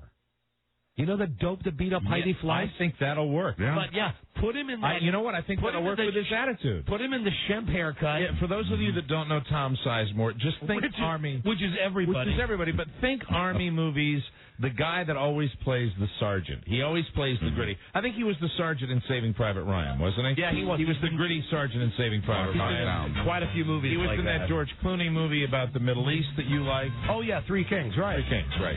So anyway, that's who's going to be Pete Rose. And, how dumb is Brad Pitt, who's so handsome he's on the list? Oh, hold on a second. Before we get to this, here's somebody with news about the pizza thing. Jay. Hello, Jay. Jay. Going. Hi, we're doing great, Jay. I'm a former bill collector. What they're doing, it's not they don't buy the lists from the pizza companies. There's software you can buy. Okay, it's called Power Finder, and they look up the pizza shops in their local area, and they'll call and order a pizza for the possible address of the person, and ask if do you have my new phone number? Hold on. Well, now, according, hold on there a second. This is different, I think. This is different because there's a guy named Chris Huffenagel of the Electronic Privacy Information Center here in D.C., and he says, I'm quoting him now, the unfortunate reality is, even if you're very careful in protecting your personal information, if you give it to any business, they can turn around and sell it, which is what this pizza company has done. That is why when you hear any business that asks you to fill out a form or give your personal information, you have to be wary about that. Boy, that would stink. That would just stink so bad. But it's not like a bill collector is going to come to your house. It's all about getting your phone number. Right. Yeah, right. Well, you're trying to hide from them. Because if a bill collector comes to your house, after you shoot him, you drag him inside. And Brad Pitt, besides being more handsome than we are, at least I have this bit of news for you. You can say that. I'm looking right at you. I disagree. He's stupid. And I'll tell you how stupid he is. He's making a movie with Angelina Jolie called Mr. and Mrs. Smith. A lot of pictures of them on the internet. Now, in the tabloid. All the things supposed to get Jennifer mad. Right. So he's shooting a gun. He's in a scene where they're doing an action scene, and it's one of those things where there's no real dialogue because everything's going to be added in later. Right. So he's standing. Oh, hold on. Here's another call. Pat Tillman was married. I didn't know that either. Really? Eric, is that true? Sir, Sizemore was in Black Hawk Down. Right. He was the lieutenant colonel that was in charge of the Humvee patrol. Okay, yeah, and he was also in Three Kings, and he was also in Saving Private Ryan. I didn't know he was in Three Kings. Yes. What was he in, or which part? And it says on the screen you're calling about Pat Tillman. Oh, yeah, Pat Tillman was married as well to his high school sweetheart. You know, if he wasn't in Three Kings, we're going to have to give you the know-it-all prize today. Yeah, because we got to find out if he was in Three Kings. I thought he was. Because I know it was George Clooney, Ice Cube. Yeah. George Clooney, Ice Cube, and Marky Mark. Yeah, Marky Mark. Marky Mark was in but that. Sizemore may have had, he may have been the sergeant. Remember when Clooney goes and gets his guys in Three Kings? Yes, he may have walked out on Tom Sizemore. I think so. But my question about Pat Tillman would be: he was married when he passed away? Yes, he was married to his high school sweetheart. Oh, okay. That's boy, I haven't heard that angle. Yeah, and he did not have kids. Okay. Wow. Well, listen, hold on. If Tom Sizemore was not in the Three Kings, we'll give you a prize. Cool. All right, hold on. Thanks, guys. I do not see him listed in the cast for Three Kings. Ouch! Oh, dear. Ouch! Sorry about that. Ouch! But he was in Saving Private Ryan. Yes, sir, he was. And you, my friend, look at that. Look what you just did. We have a know-it-all, and he's right. What's your name? Eric. Eric, where you from? Reno. Eric, here you go. You know what Dave & Buster's is? No. I don't believe we have one of those out here, sir. Yes, you do. We do. You do. See, hey, you didn't know everything, did you? Hey, how about that? Dave & Buster's, 50 Dave & Buster dollars, good for food, merchandise, or booze. Excuse me, it says drinks. Plus the $20 Dave & Buster's power card you use towards games. Thank you. On. Thanks, man. Oh, and now they're telling me if it's not in Reno, it's somewhere close to Reno. Okay. Well, I'll find it. It's Arizona. Yeah, it's in Denver. I think that's close. I think it might be a little further east than Denver, Mike. As long as it's not further west over the mountain. I don't as long as he doesn't have to go there. Okay, so listen. Sacramento is what you're talking about. And go Kings tonight. Listen, that big game against Dallas. I hope they put that stuff on the giant jumbotron. What is the status of that series right now? The Kings and the Mavericks. I think Sacramento's up 3-2. I know the Lakers knocked out the Rockets last night. So the Kings are leading that series over the Mavs? I think so. All right. I think so. Don't know for sure, though. Brad Pitt, pretty boy Brad Pitt. So he's making a movie, Mr. and Mrs. Smith. Firing a gun. Yes. The director had to stop the filming 5 times during a scene with Brad Pitt. Wow. You want to know why? Why? Here's how it's described. He's pointing a gun at an actor named Greg Ellis. And they say, okay, ready, Brad? 1, 2, 3, action. Squeeze the trigger, whatever special effect comes out, and then give us your reaction. The problem is, every time he does it, Brad Pitt goes,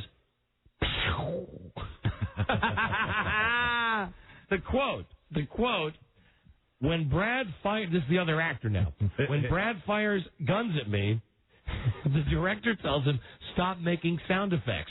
Every time Brad pulls the trigger, he's like a boy with a toy.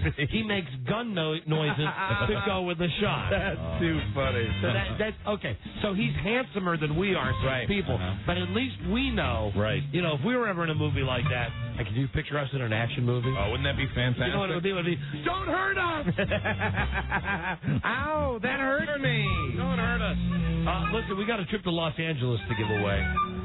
Why are all the phones going nuts? You see all that? Yeah, the phones are going bananas. Could it be something we said? Might be. Hello, Don and Mike. Hello. Yeah, what's up? Yeah, we're talking about the bill collecting thing. Bill collecting. That's thing. the bill collecting. All right, you got to wait for a phone scan. Thank you, my friend. Hello, Don and Mike show. Hey guys, how you doing? We're doing great. 2 things. Kings are up 3-1 in the series, so Dallas has to basically win 3 straight. Beautiful. And Pat Tillman was only married for 1 week when he enlisted in the Army Rangers. That's a bummer. Wow. All right, thank you, my friend. Hello, Don and Mike show.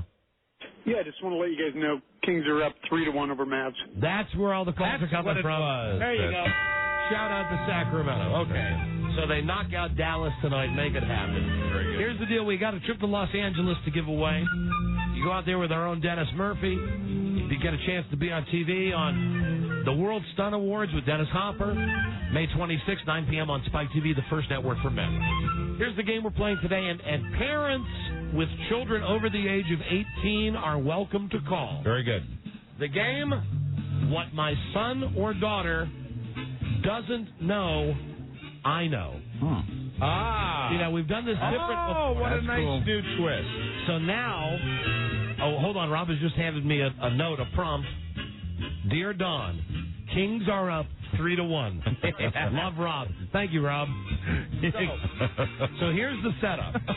If you're we always do it the other way around, where the kid calls and says what the parents don't know. Well, there's got to be parents out there listening to the show who know something about their kids, but for whatever reason have not told their kids that they know it. Your grown children. Correct. Right, and it works, of course, best with grown children. And probably best with boys. I'm thinking you're going to get more juicy stuff with boys than girls, but you never know. Absolutely. Girls are plenty juicy, too. Call 877-365-3636 right now. Hey, Don? Yes, Mike? Unless the Mavericks win tonight, it's over. Thanks, Mike. The game, what my son or daughter doesn't know, I know.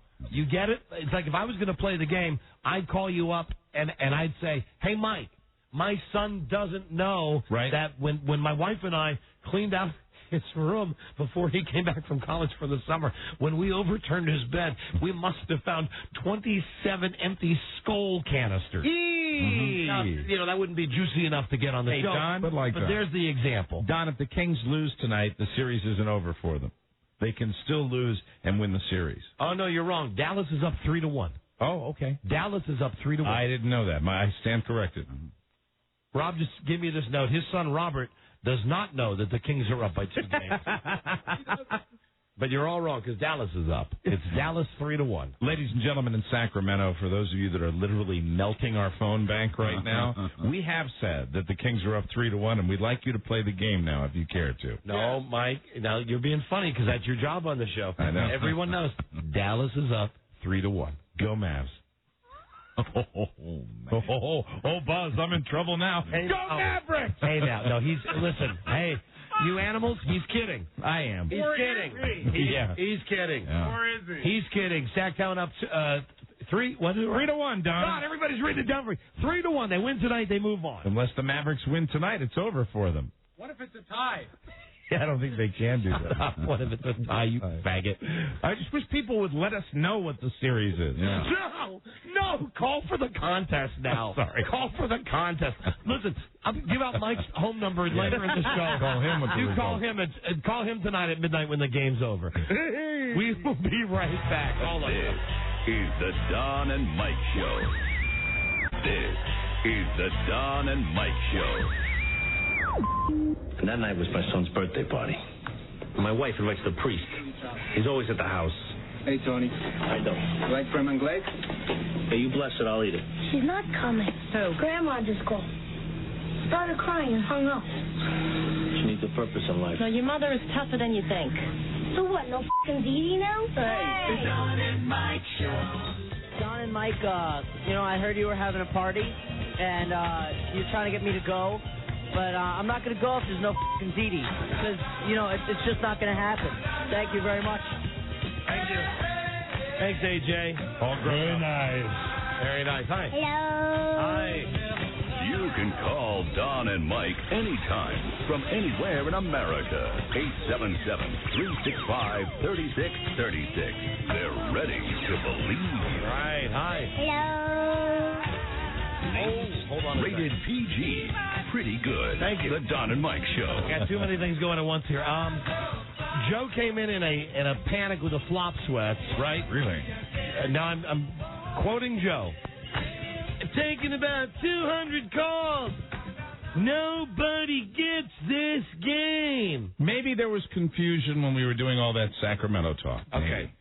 I'll set it up again. Now, we do have somebody, at least one or two people on the phone who kind of get what we're going for. Okay. We play these games all the time. What my dad doesn't know, what my mom doesn't know. This is a chance for the parents now to get back at the turn the table. What is it that you know about your son or your daughter that they don't know you know? Yeah, you've got the intel. You've got the lowdown on something. They don't think you're hip to it. See, so you call us and you tell us, and then if it's the best one, we call the son or daughter on the radio, and you have to tell them that you know. Yeah, absolutely. And it's just a chance for parents to show their kids that, yes, they are indeed smarter. Because, gosh, is Will Smith right? Parents just don't understand. But some parents might understand, and the parents that understand are the ones that are going to play this game. Phone number is 877-365-3636. Here is Mike.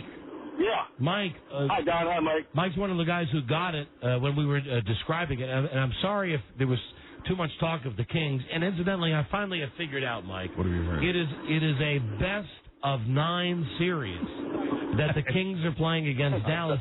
So it really doesn't matter. It doesn't matter who wins tonight. It doesn't matter. It's best of 9. You're going to do it. You're going to screw up the game again. I've never heard of it before. It's unprecedented. Best of 9. Best of 9. Absolutely. And there's some caveat with Game 9 that if it comes down to Game 9, it's Mark Cuban against the two guys that own the Kings. It's actually going to end. It's going to be a sudden death winner take all, but it could end in a draw.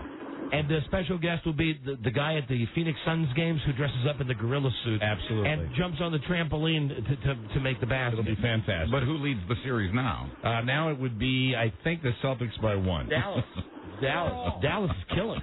Right. Dallas the other night in the third. Gosh, how many overtimes was there the other night? There's 15. 15 overtimes. 15 overtimes. Unbelievable. You know what? I'm looking at the phones now. All I'm seeing is area code 916. Chill out, Sacramento. We're kidding. Calm down, Sacramento. We're joking about this. Kidding. It's not a best of 9. What are you talking about? Duh. Mike, you know how to play this game. What is it that your son or daughter doesn't know you know? Well, my son, when he was about 13 or 14, he had a big walk-in closet at our old house, and he kept models and, his clothes and stuff in there. And I went in there looking for some tape or something, moved the box, and I came across a .22 caliber Saturday Night Special. Wow! You found a gun. Now, if I may ask, as the father of a child, Mike's father of a couple, Rob's got a couple. Buzz is barren. We'll talk about that later. Yeah. Really, if you find a gun in your kid's drawer, why would you not go to the kid and first beat him over the head with it, and then when he wakes up, say, "What the frig are you doing with a gun?" Well, first of all, I don't own a gun, but I've been around guns, my whole life. I've shot and everything, and I gave him a BB gun, so he knew, how to shoot a gun and things of that. Hold on, that's good. But what's the kind of gun that you found wasn't a BB gun? It was a Saturday Night Special, a gun designed to kill people. That's correct. At the time, he was going sort of through a traumatic, not traumatic, but there's all the more reason not to hip him to it. That's time to have one. So what I did was he said it seriously when you just said that to me. He said, "Yeah, right." Yeah, I was like your Dr. Phil saying. Did you? Let me just, this. I won't get upset here. Did you at least take the gun, confiscate it? Oh, yes. Well, what I did was I immediately grabbed it and wrapped it up in a towel and stuck it in my workshop. Oh, okay. So you got the gun away from him. Oh, definitely. Okay, see, we were thinking that you just left it like in his sock drawer, and you're going to call him now. How old is your son now? He's 20. He just came back from Iraq, as a matter of fact. He came back from Iraq. Okay. There you go. Yes, sir. Got a gun after all. Hold on a second, my friend. Okay. Yeah, well, that's a good one on multiple levels. Let's see. Here's Gloria from Wisconsin. Hey, Gloria. Hi there. Hi. Gloria, what is it that your kids, one of your kids, your son or your daughter, doesn't know that you know? My daughter, her and her boyfriend one day when I was out of the house, had sex in my house and thinking that they were going to get away with it. Mm-hmm. But her boyfriend left his rubber floating in the toilet. And you never... Okay, now I have to ask, like with the gun, although it's certainly not as dire circumstances, how come you didn't confront your daughter to say, hey, there's a rubber in the toilet? Because when we came home, she wasn't home. Oh. So we just... What about when she came home? Well, we're kind of waiting.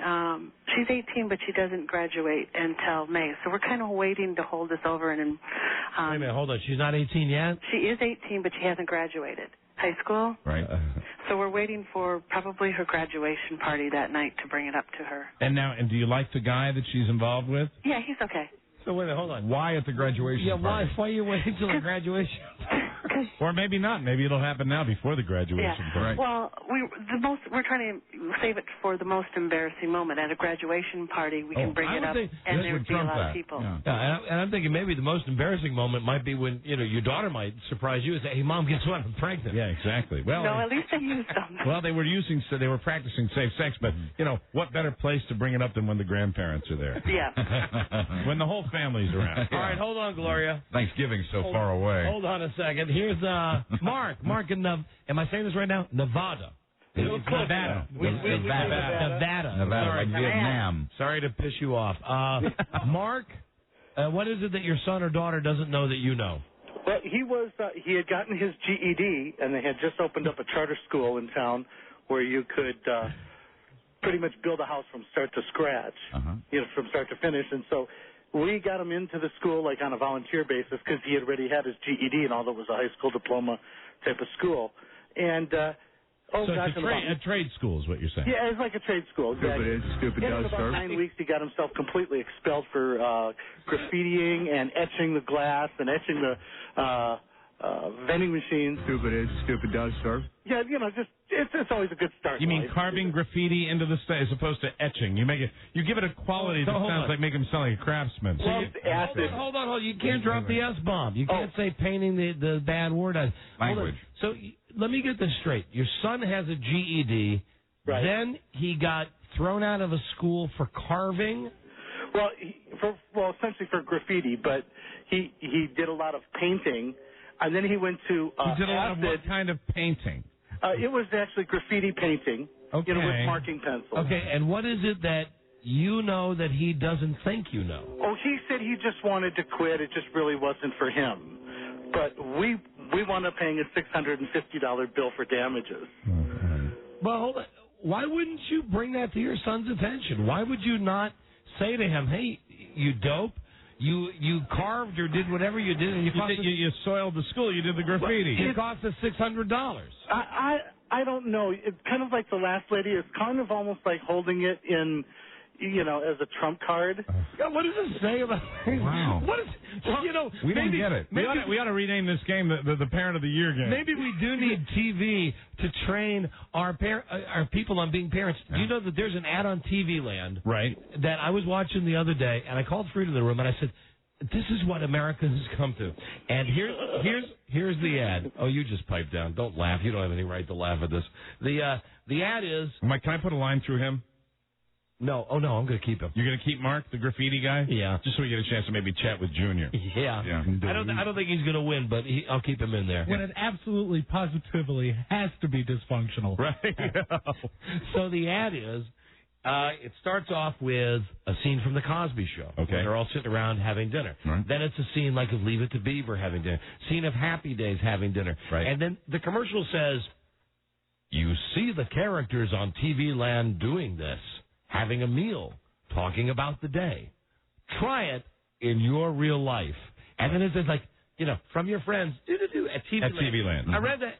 I'm not reading. I'm watching on TV. I'm thinking, how stupid are people that we have to see the Cosbys and the Happy Days to know that you should sit together with your family and have a meal. And now I'm understanding why we're running these commercials. I bet if you did a survey, I wonder how many families really do that. How funny is this? And maybe I'm doing it the wrong way. Two in a row. If I had anything on my kid, yeah, trust me. The second I had it, the second it would be out of your mouth and in your kid's ear.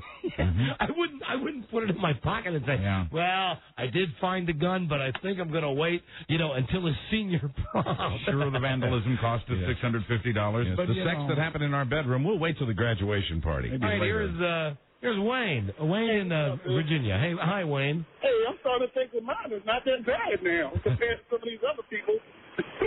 All right, what do you got, Wayne? Is it your son or your daughter? My son. He found my porn stash. Now here's pretty good. He found your porn stash, and he doesn't know that you. This is a real one. Now, did he steal it? No, he just goes in I keep him in like a plastic bag and a duffel bag, and I tied the plastic bag in a bow tie. But when I go back to untie the plastic bag, it's tied in a regular knot. I'm like, I didn't leave it like that. I'm sorry, but the spirit of the game is right here. What the guy's saying is he keeps his porno in a big plastic bag, and he knows how he shuts it up.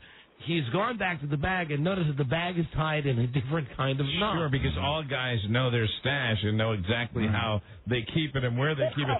So, and that's one that you probably wouldn't bust the kid on. You know, because you don't want... Because it's embarrassing. Yeah, because Dad's embarrassed. You would go to the kid and say, hey, what are you doing watching my porno that I keep in the bag in the basement? And incidentally, Wayne, nice hiding system. Keeping it in a hefty Not an illegal amount, just enough to get him by. All right, hold on. Wayne, you're... Mine is an illegal amount. Oh, really? Well, wait, just give us a little idea of the amount, Wayne. How much? How many?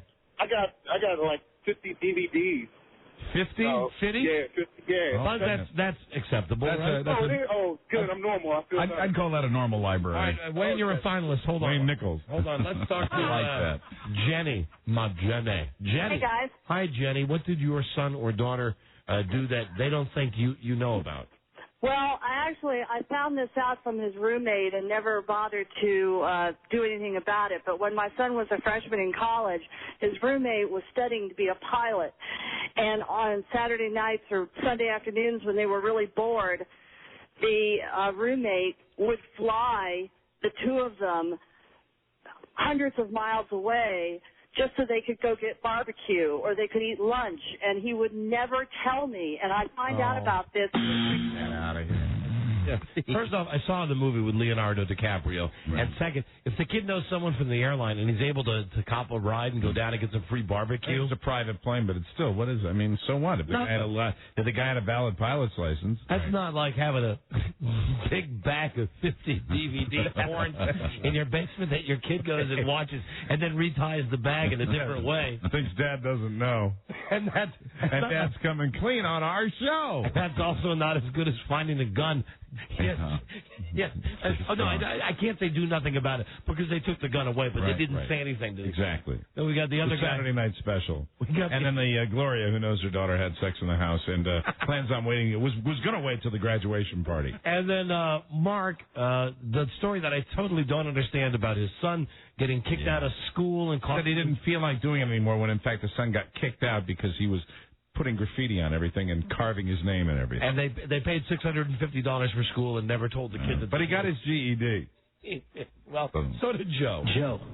Mike, we will select one of these. Very good. Or maybe there's a better one coming in because I think people now know how we're doing. Would we agree that right now Wayne is the clear leader with the stash of porn? The guy with the bag of porn? That's the spirit of the game. My favorite. I'll tell you when it crystallized for me when he said, and I know that I tied the bag a certain way, and it was tied with a different knot. Right. You know, that's bingo, and that's not the only thing that was tied in a knot while you weren't there, Wayne. We'll come back. Pick one of these. Give a trip to Los Angeles when we call the son or daughter. We'll be right back. This is the Don and Mike Show. This is the Don and Mike Show. We're in real big trouble. I don't know. After what Dad said last night, there's no telling what he'll do. Hey, Wally, isn't Eddie Haskell coming over to walk us over to Metzger's Field? We could ask him what to do. Hey, that's a good idea, Beaver. Eddie's been in just about every kind of trouble a guy could get in. You know, Wally, you get more like Eddie Haskell all the time. Cut that out, Beaver. The Don and Mike Show. Get on out of here before I have to throw you out. And just what makes you think you're a big enough man to do it? This is what makes me think so. Okay, you don't have to start a war. We apologize in advance for Don Geronimo and Mike O'Mara. Yeah. Thank you. Oh, man would let me have a rat across the foot. Yes, Beaver. Okay, we're going to go with Wayne. Wayne, his son found his porn stash, and Dad knows about it, but the son doesn't. We're playing the game, What My Son or Daughter Doesn't Know, I Know. Right. For a trip to Los Angeles. Right. Join Dennis Murphy for the 2004 Taurus World Sun Awards live at Paramount Studios, Hollywood, California. Cool. Televised Wednesday, May 26, 9 p.m. on Spike TV, the first network for men. And Dennis Murphy will be there as well. Stumpman. You got the number there, Robbie? Yeah, let's see. Let's talk to Wayne first. His name is Gerard? And let's see. Let me make sure it's Wayne. Gentlemen. Now, Wayne, is your son's name Gerard? No, it's Tez. T-E-Z-E. His name is Ted. Rob, it says... No, Tez. T-E-Z-E. Tez? Yeah. Tez. Yeah. It's short for... Here is what Joe wrote on the paper. Wayne, son, J-E-R-R-A-R-D. No, well, actually, I got 2 kids, but Montez is the one that found it, because he's the oldest. And now Joe has just put up on the screen crap detector. What's going on? Hey, Wayne. Wayne. I hope not. What's going on, Wayne? I hope you're too legit to quit. No. Now, what are you doing? I'm in the truck right now. All right, Joe, hold on. Joe, come here. Why did you put on the screen crap detector, Joe? What's happening here, Wayne? Come on, Joe. I didn't say Gerard. I said Sherrod with an S. Okay. Hi, Joe. But then you said Tez. It occurred to me that during the break he said his phone was breaking up so that he would call back. And he's called back with a different son's name and a different phone number in case you can't get his son on his cell phone. You on his cell phone. Yeah, I got 2 phones. Too much he got going a cell on. phone and he got our phone. Just gave a second number. Yeah, I don't know. Where's the whole 2-name thing? Yeah, how do you go from? Why did you give Joe one name and then give him another? Because I got 2 boys. Yeah. A little boy and an older boy, and I'm pretty sure it's the older boy. I'm pretty sure. So you don't know for sure. I'm afraid you're out. Yeah. Oh, that's too bad. You're busted. That means we're left with, well, I would have to go with Gloria with the found condom in the toilet. Yeah. That's Gloria, a good one. who knows, and she'll be letting it out before the grad. The nice thing about the daughter is she'll be letting her know before the graduation. Hey, Gloria? Yeah. Good news for you, darling. We're going to be calling your daughter now. Is your daughter's name Nicole? Yes. Okay, beautiful. Give her a ring, Robbie. Go ahead and give her a call. Gloria, where are you at in Wisconsin? Cambridge. So you're listening on what station? The Madison station? Or? Yep. Right, 100X in Madison. You have a good relationship with your daughter, Gloria? Pretty good. Pretty good. 100X in Mad City. There's 18-year-olds. They kind of, at times, it can be stressful. Don, you can relate to that, right? Darling, I got a 19-year-old son. Please, I was screaming at him today, 1:15. Get up, or 12:45, whatever it was. I'm just thinking. But I've never found a condom in this toilet. I don't know what I do in a similar situation. I know what you do. I know. You would I'd run down to the local bar. You would suddenly become a gun advocate. Yeah, I think you're right about that.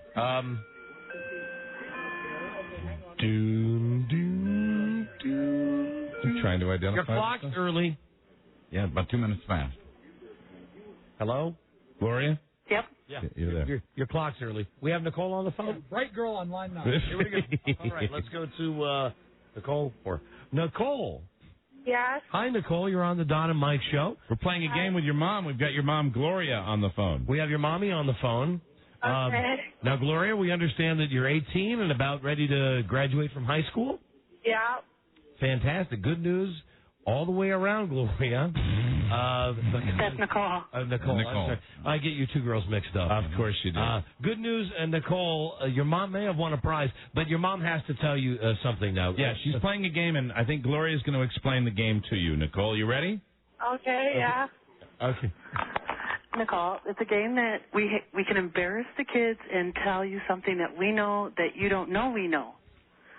And the thing I know about you. Okay, hold on. Before you characterize the game as embarrass the kids. No. That's not it at all. Nicole, here's what it is. The game is called What My Daughter Doesn't Know, I Know. Your mom knows something about you that you don't think she knows. You don't. Yeah, we don't think you know that she knows. And this thing, I'm pretty sure you don't know your mom knows this. Right.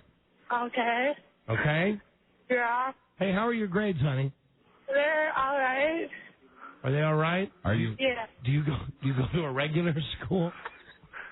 Public school, yeah. Okay. All right. Very good. Okay, good. That's all we wanted to know. The bus that you're on? Does it hold like 10 kids or does it hold like 30 kids? Who was that coughing? Was that you, Gloria? Yes. All right. You a smoker, Gloria? Nope, I just got a cold. Oh, you got a cold. Okay. Now, for a bonus prize, we could let Nicole guess to see if she knows what it is. But will the mom still win? Yeah. All right. The mom will still. Would you like to guess, Nicole, what your mom knows that she thinks you don't know? But you're running a risk here that you might be telling your mom something that she doesn't know. But Nicole, I'll offer you a prize if you take a guess. If you guess and see if you can guess what your mom knows. You don't have to guess, Nicole. Otherwise, your mom will just tell you what it is. Do you want to try a guess, or do you want your mom just to tell you? Does she win if I don't guess? She wins if whether you guess or not, she still can win. But she's still going to tell you what it is that she knows. Right. So what do C She can tell me. Okay. Okay. You can tell. There you go. All right, Gloria. Good judgment there, Nicole. Gloria, yeah, Nicole, nice move. Now, you please, Gloria, tell Nicole what it is that the light of your life, your 18-year-old daughter of daughters, does not know. Nicole, when a couple Saturdays ago when you and Chad were at the house, I know you had sex in the house even though you're not supposed to. Chad forgot to flush the toilet after he left his used rubber in the toilet, and I found it. Let me just guess. The last name, is it Class? Am I talking to Gloria Class and Nicole Class? I think so. Elegance? Yeah. Are you shocked, Nicole? Nicole? Just a little. Did you think your mom knew that you were doing that in the house? No. And why didn't your boyfriend watch the rubber go all the way down the toilet? Because he's dumb. Because he's dumb. Huh. Well, We have a winner. What are the Remember the odds? rule. She's not allowed to have sex in the house. In the house. In the yeah, house. right. Yeah, exactly. And Nicole, you should know that if your mom hadn't called our radio show today, she was going to tell you when on the prom night? At the graduation party. Graduation party. And now everybody knows. Oh, great. All right. Okay. All right. Well, listen, you little tramp. Your mom has won a trip for two to Los Angeles to You attend. better be taking me. Yeah, she better. Yeah, absolutely. Yeah, no, I don't think that's necessary. Better no. be doing that. You won a trip for two to Los Angeles to attend the 2004 Taurus World Stunt Awards. Your trip is 2 nights, 3 days. You go to Paramount Studios in Hollywood. The event will be on TV Wednesday, 26th of May, 9 p.m. on Spike TV, the first network for men. Gloria, congratulations. Thank you. On several levels. Yeah, okay. How do you feel now, Gloria? Okay. Yeah, are you glad you got it off your chest? Yep. Now it's out. And Nicole, I've just got to brainstorm here. I'd like to think I'm a creative guy. The show, Class of 04. Right? There it is. You pitch that to the Fox network. It'll work. The Class of 04. And I must know, Nicole, if you had guessed what your mom knew, is that what you would have guessed? No. No, it would have been something else horrible. Now, Hey, Nicole, good news for you, Gloria. She's got some other secrets. Now, Nicole, listen, I give you my promise. My word, I swear on my kid's life. If I put you on hold and you tell me what it is, I promise I won't tell your mom, and I promise I won't say it on the radio. I swear to God. No, it don't work that way. It don't work that way. It don't work that way. He's smarter than we thought, Yeah. Don. Sure as well. Gloria, congratulations. You're the winner. You've won the trip to Los Angeles. I hope you all had a good time. She best be taking her daughter. And Nicole, what's the plan for you on the horizon when you get out of high school? Yeah, I mean, you're obviously involved with this guy. What are you doing? I'm going to college for elementary school teaching. Another Shaping generation. the will be minds of shaped. American children. That is good. It's a noble profession, Nicole. Now, are you going to get some kind of requirement that you need, or I need to get my bachelor's degree to. Bachelor's degree. You're going for the whole thing, Don. Wow. Yep. The whole thing. Gloria, you must be proud of that. Yes, I am. That's wonderful. Hey, Gloria, Nicole? is there anything? You're being very silent right now. Would you like to add anything? Nope, but I think the trip is going to be part of her graduation present. Hey, Nicole? Oh. Nicole, for a prize, what's the capital of Florida? Miami. Yeah, that's right. Very good. For another prize, what's the capital of Texas? Houston. Yeah, you're going to make a great elementary school teacher. And one more now for a really big prize. I got one. Can I ask go one, ahead, Don? Mike. Sure. What is the name of the current vice president? Full name. Cheney. Yeah. What's his first name? Dick Cheney. Dick Cheney. Dick Cheney. You got that one. I'm good. What's the capital of Minneapolis? Minnesota, rather. Minneapolis. Trick Minneapolis. But the answer's not Minneapolis. No. I don't know. How about a guess? They're the Twin Cities. It's Minneapolis and... St. Louis. St. Louis. That's right, Perfect. Nicole. That's right, Nicole. Congratulations. You are going to make a great elementary school Absolutely. teacher. Yeah, just continue to use protection, okay, Yeah. Nicole? Okay. Please. If you must, do what you do. As a matter of fact, well, I shouldn't say this while you're listening, but, maybe we would even throw in a prize for her to get her tubes tied. Just because it seems like the right thing to do. Yeah, but it's too quick, Don. It couldn't happen, Gloria, thank you for listening to the show, and enjoy that trip to Los Angeles. Okay. Oh, Rob, no way. You go ahead. You ask Nicole. Robbie has a question for you, Nicole. One final question. I know she's a geography ace. I just wanted to know if she knew the square root of 144. Oh, come on. Make it a smaller number, Rob. Okay, square root of 64. Smaller. Square root of 4. Pardon? 8. She had it. She got it. Very good. She got it. Won in the rubber match. What's the capital of what's the rubber match? What's the capital of California? Nicole? What? What is the capital of California? San Diego? I don't know. San Diego, right again. Very good. Good job. The Southern capital. Gloria, it might be time to, I know she's 18, but break out those geography books, okay? And make sure you send a resume to Virginia. All right, Nicole, thank you. Bye, honey. Bye. Bye-bye. And Gloria, you'll have to hold on for a minute. Okay. All right, thank you. That's how we play. That was fun. In a world where owning a radio was strictly forbidden, one man found a way to bring good news to his people. Great. Wow. He made it up. Wow. Yeah, wow. That's all you can say. That's too great. That's fantastic. That's so funny. That's really, really great. It is great. Real life. St. Louis. Of course, the Twin Cities, Minneapolis, St. Louis. Welcome to St. Louis, Minnesota. Hi, Buzz. What is your lead story today? And welcome to the capital of California, San Diego, where incidentally the San Diego Kings are leading the Dallas Mavericks. It is a 15-game series. Yes. And game number 11 is tonight in San Diego. And remember how that works. They add up all the points after the end of all the games. Buzz, what's your lead? Today, what is it? Are the people of L.A. living a real-life version of TV's 24? Ooh. Yeah, I saw this on Fox News today, and I'm surprised it's not getting more hype. Yeah, really? Me too. Yes, that's why I'm here. Is this scary, Buzz? It is to me. I believe it could be, Mike. Look at how low. I believe it could be. I don't want to spread that to anyone else, though. Okay. Yeah. You don't want to share that. You don't want to be a fear monger. No, not and me. Listen, Nicole, if you're still listening, you better worry because Los Angeles is right there in the middle of Wisconsin. Stay tuned for news and comment coming up on the Don and Mike Show. What? That was very what? Yeah, professional. This is the Don and Mike Show.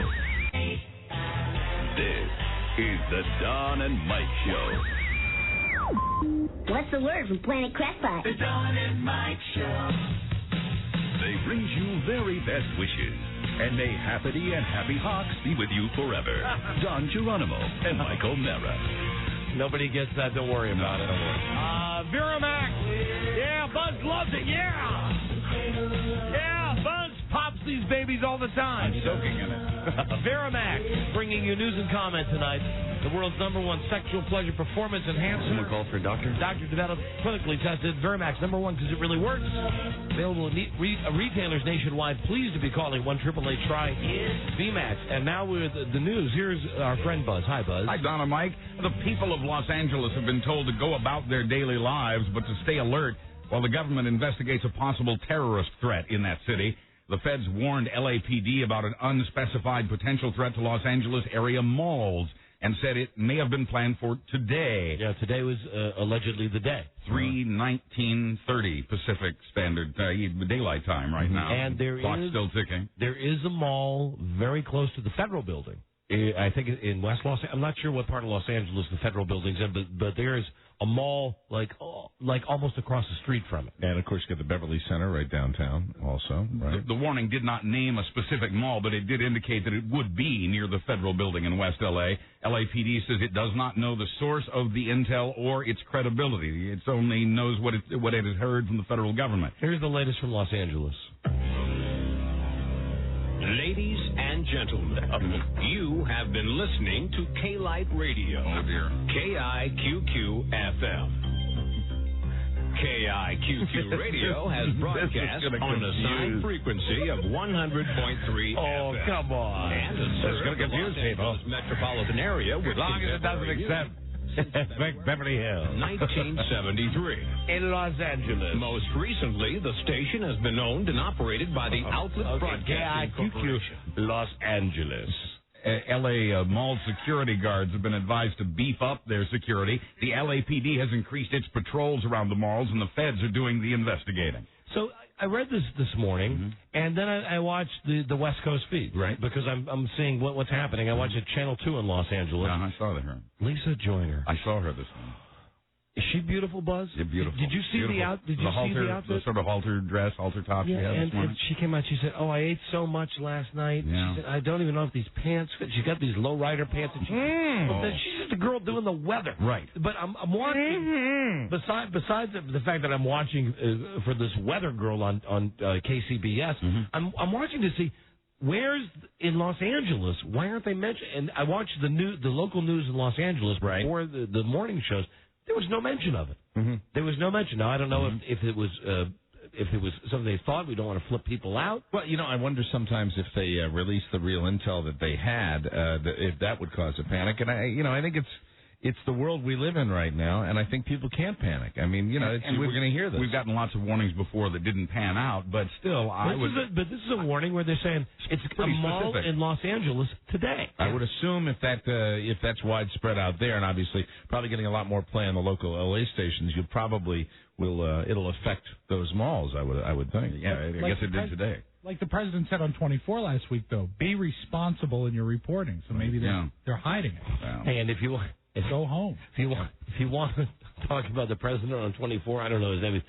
David Palmer is his name on the show. Right. Dave Palmer, yeah. He's also in the movie Major League. He's in the movie Major League. He's the guy who's into voodoo. Yeah, he's he's like the Dominican player. He is. He's fantastic. He's the guy He's like my favorite character. He lights all the candles and everything. Yeah, right. And you don't know it's him. Chicken bones and stuff like that. You don't know him because he's got a goatee. Right. But he looks like a ball player. And he's talking with the accent. Okay, yes, sir. Can you touch my bat? Tremendous range. Yes. Meanwhile, back in Washington, behind closed doors. Hello. The president. May I urge you beef up security like Barry Bonds has been beefed up recently? That's a fantastic joke, and I hope you share it with us again. Thank you. Mr. Drysdale. Milton Drysdale out. So back in Washington, behind closed doors, the president and the vice president have been testifying today for Congress about 9/11. What they know and when did they know it and what did they do about it? Bush and Cheney went behind those closed doors at 9:30 Eastern Time this morning. They were not under oath. They refused to testify publicly, and they refused to testify separately. Now, folks, listen, what sounds hinky about this? That's weird that they refused to testify under oath separately. Well, no. I mean, there are a lot of things that are hinky about this. The first thing that gets me is if you're not going to take an oath that you're telling the truth, what's the point of sitting up there and testifying for these dudes? Weird, right? And they're not going to testify separately, which kind of speaks to the rap of Cheney pulling all the strings. Well, and they got to get the story straight. It's like when the cops arrest two guys, you get tell him, Dick. Yeah, go on, tell him, Dick. I'm not quite sure what that question means. Tell him, Dick. You tell him. He knows it. Because if they got him in separate rooms, here's Mike, you be Bush, and I'll be the cop. Okay. Here's the scam that they would pull. Good. They would have a piece of paper. Doesn't matter what it is. They go right. You see what this is, President Bush? Yes, I do. This is a signed confession from Dick Cheney. He's already told us everything. So why don't you just make it easier on yourself? Give us your version of what happened. I can't. Why? Because I didn't know what was going on. I never know what's going on. He pulls all the strings. Hang 'em high. So not me. Because of the closed doors, we won't hear their explanations about 9/11 on the news, not firsthand anyway. All President Bush has said this afternoon is that they had a good discussion. So let's follow this in this open policy that we have in the greatest country in the world, the United States. Yeah, it's a free country, but we can't find out what the president knew about 9/11. Right. So he won't take an oath to tell the truth, the whole truth, and nothing but the truth. He won't testify without his cronies sitting next to him, and it's not going to be open to the public. Right. That's other than that, fine. But the purpose of this committee is one of the purposes of the committee is to reveal this to the public, to open this to the public, to let the public know what was going on. Right, and to make recommendations so that hopefully this never happens now, again. when they come out with their final committee report, will that incorporate the testimony of the vice president and the president? Probably not. I would bet not. There might be a summary of it, but I don't know. And I'm hoping that some of the lawmakers will leak it as well. Because the question I would have would be when they do release their love a findings, good leak. when they release their findings on this, will we be able to read between the lines to think maybe they did get some information from the president and the vice president? I can't help but think with some of the members on the committee that would in fact happen. Mike, it's the whole thing with if they got nothing to hide, if they really didn't do anything, or at least if they didn't do anything wrong that they're not ashamed of or worried that it's going to come back and bite them in the ass in the election, you would say, put it on TV. Put it on TV. We'll swear on the Bible. Put it on TV. You get Cheney and me together. We'll tell you everything that happened. It's the easy, that's what makes me worry about the situation, because I know it's not the White House and politics, but in our little political radio world here, whenever there's a problem with, like, somebody says something else, the way we always handle it is we say, we'll get everybody in the room together. Right. That way, what you just said to me, you can say to him to his face. Sure. And that's how you find out. It's like playing poker. That's how you shake the tree. That's how you find out. Hold on. Here's the guy with the name of the president on 24. Tony. Hey, Don and Mike, how's it going? Howdy. What's the guy's name? The guy's name is Dennis Haysbert. That's yeah, and he's excellent actor. He's a great actor, and he's real good in those insurance commercials too. Yeah, he does great with it. Because he comes off like the president. Yeah, he does with a great jacket. Oh, he's also in Heat. He plays the driver of the bank robbers. In what movie? In Heat. Heat. He's in Heat with Al Pacino? Yeah, he is. I love Heat. Heat. I know you do. Al Pacino. That's one of your favorite movies. God, Val Kilmer. You got to go back and look at it and see the hero. I will. And I believe about 18 months ago he was in a movie with Julianne Moore where they had an affair in the 50s. Ooh, really? Pretty saucy. All right, that's a good tip. Thank you, Tony. Hot. Oh, no problem. All right, see you later. Thanks for listening. Bye-bye. No surprises in the latest CBS News New York Times survey about the Iraq War. Survey says 41% of us think it's actually increased our chances of being attacked. Fewer than 1 in 3 of us thinks Iraq was a threat that required immediate military action. Buzz, could you just say survey says again? Survey says less than half of America thinks we did the right thing by going to Iraq. The Cheneys, come on down. Nearly 3 in 4 of us think the war has made us look bad in the eyes of the rest of the world. These are all new all-time lows for support for the war, and the survey shows new all-time lows in support for the president. And yet, the survey also shows that Bush would still beat Kerry so long as Nader is still in the race. Wow, that's interesting. Yeah. Well, then the Democrats better get Nader on board. I mean, I read an article about it today. The Democrats better get their asses in gear. The big, powerful Democrats are putting the pressure on Kerry to beef up his campaign. Absolutely. You know what? The bottom line is here, the mud is being slung. Yep. Sling it back. It's the only way you're going to get ahead. I hate the sooner the better. I mean, I don't hate that. I think it should be a big dog fight. Why not? That's what it's about. Hey, Mike? Yes, Mr. Shannon. Beef up the campaign just like Barry Bonds. There's nothing I quite enjoy more, Mrs. Shannon, than when you're doing a fabulous Barry Bonds on steroid humor. Miss Hathaway, he's a cut-up. And speaking of terrorists, notorious Venezuelan terrorist Carlos the Jackal. Oh, Ken Stevens. Still the dictionary definition of badass. He admits he's killed more than 1,500 people since the 1970s and 1980s. He showed up in a Paris courtroom today in his underwear.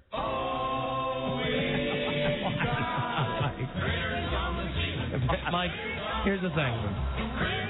When we get a stretch of real news, sometimes we just need a non sequitur. Sometimes you need... What, Granny? Morning, 8 critters was a-sleeping in my It has nothing to do with Carlos the Jackal in his underwear, but it sure sounded funny. I'm sure he likes vittles, though. Sure. Even though he's an evil man, everybody, listen, even Hitler needed vittles. That's right.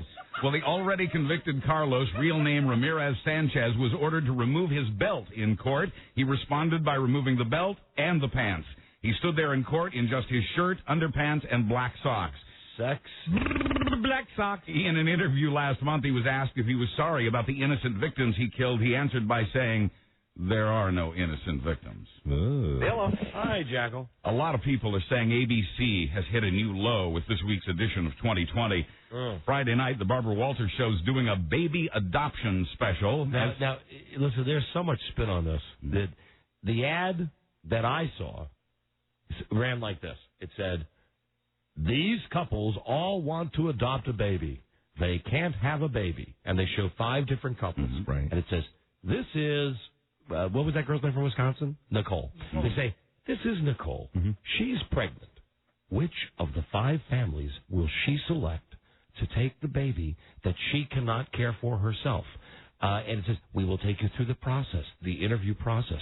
What is Nicole thinking before she gives up the baby? And finally, and then as they all go round and round in a big circle, essentially the ad... They're going to tell the parents live on the air? No, it's already all been done. Right. But it says, for you, the viewer, essentially it says, who will win this baby? Oh, my God. That's tough to defend that. Mm-hmm. Well, they're trying. Who will win this baby? Well, I'm rooting for couple number 2. Well, in the show, it's the baby sweepstakes. As in real life, couples compete to adopt a child, the child of an unwed 16-year-old.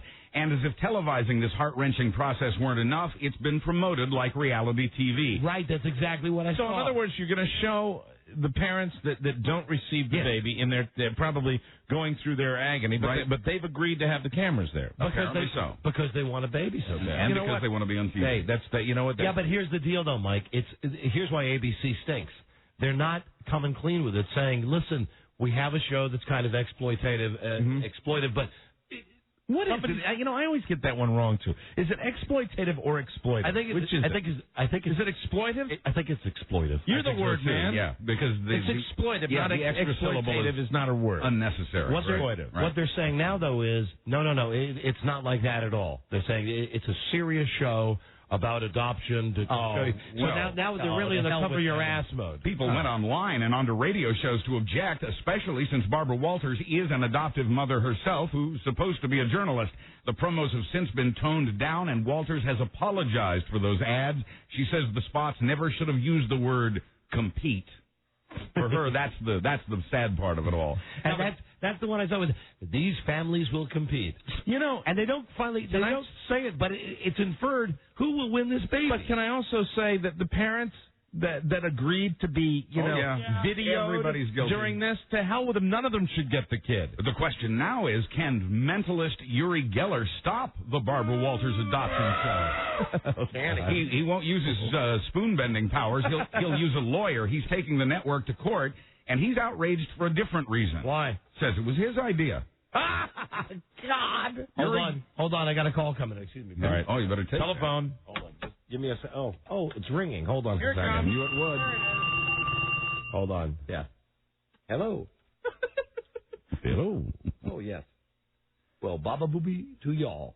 Thank you. I was Howard Stern. Oh. It's his idea. Oh, there it is. Oh, fantastic. It's his idea. Uri Geller says the Barbara Walters adoption special Friday night is an exact ripoff of his unpublished novel, Nobody's Child, about a TV game show where couples compete to win a baby. Who do you hate in this story? Everybody. Who do you hate? You got to hate everybody. And can it get weirder? Uri Geller says he's already applied for the patent to that show, and he's now scrambling for copyrights. As a psychic, Geller's generally believed to be a fraud, and he's a personal friend of Michael Jackson. Telephone, Don. Hold on. Hello? I know. I said you invented it. Oh. Thank you. Bye-bye. Very good. Who was that? Howard Stern. Yeah. Sacramento Kings are down 2-1. Wow.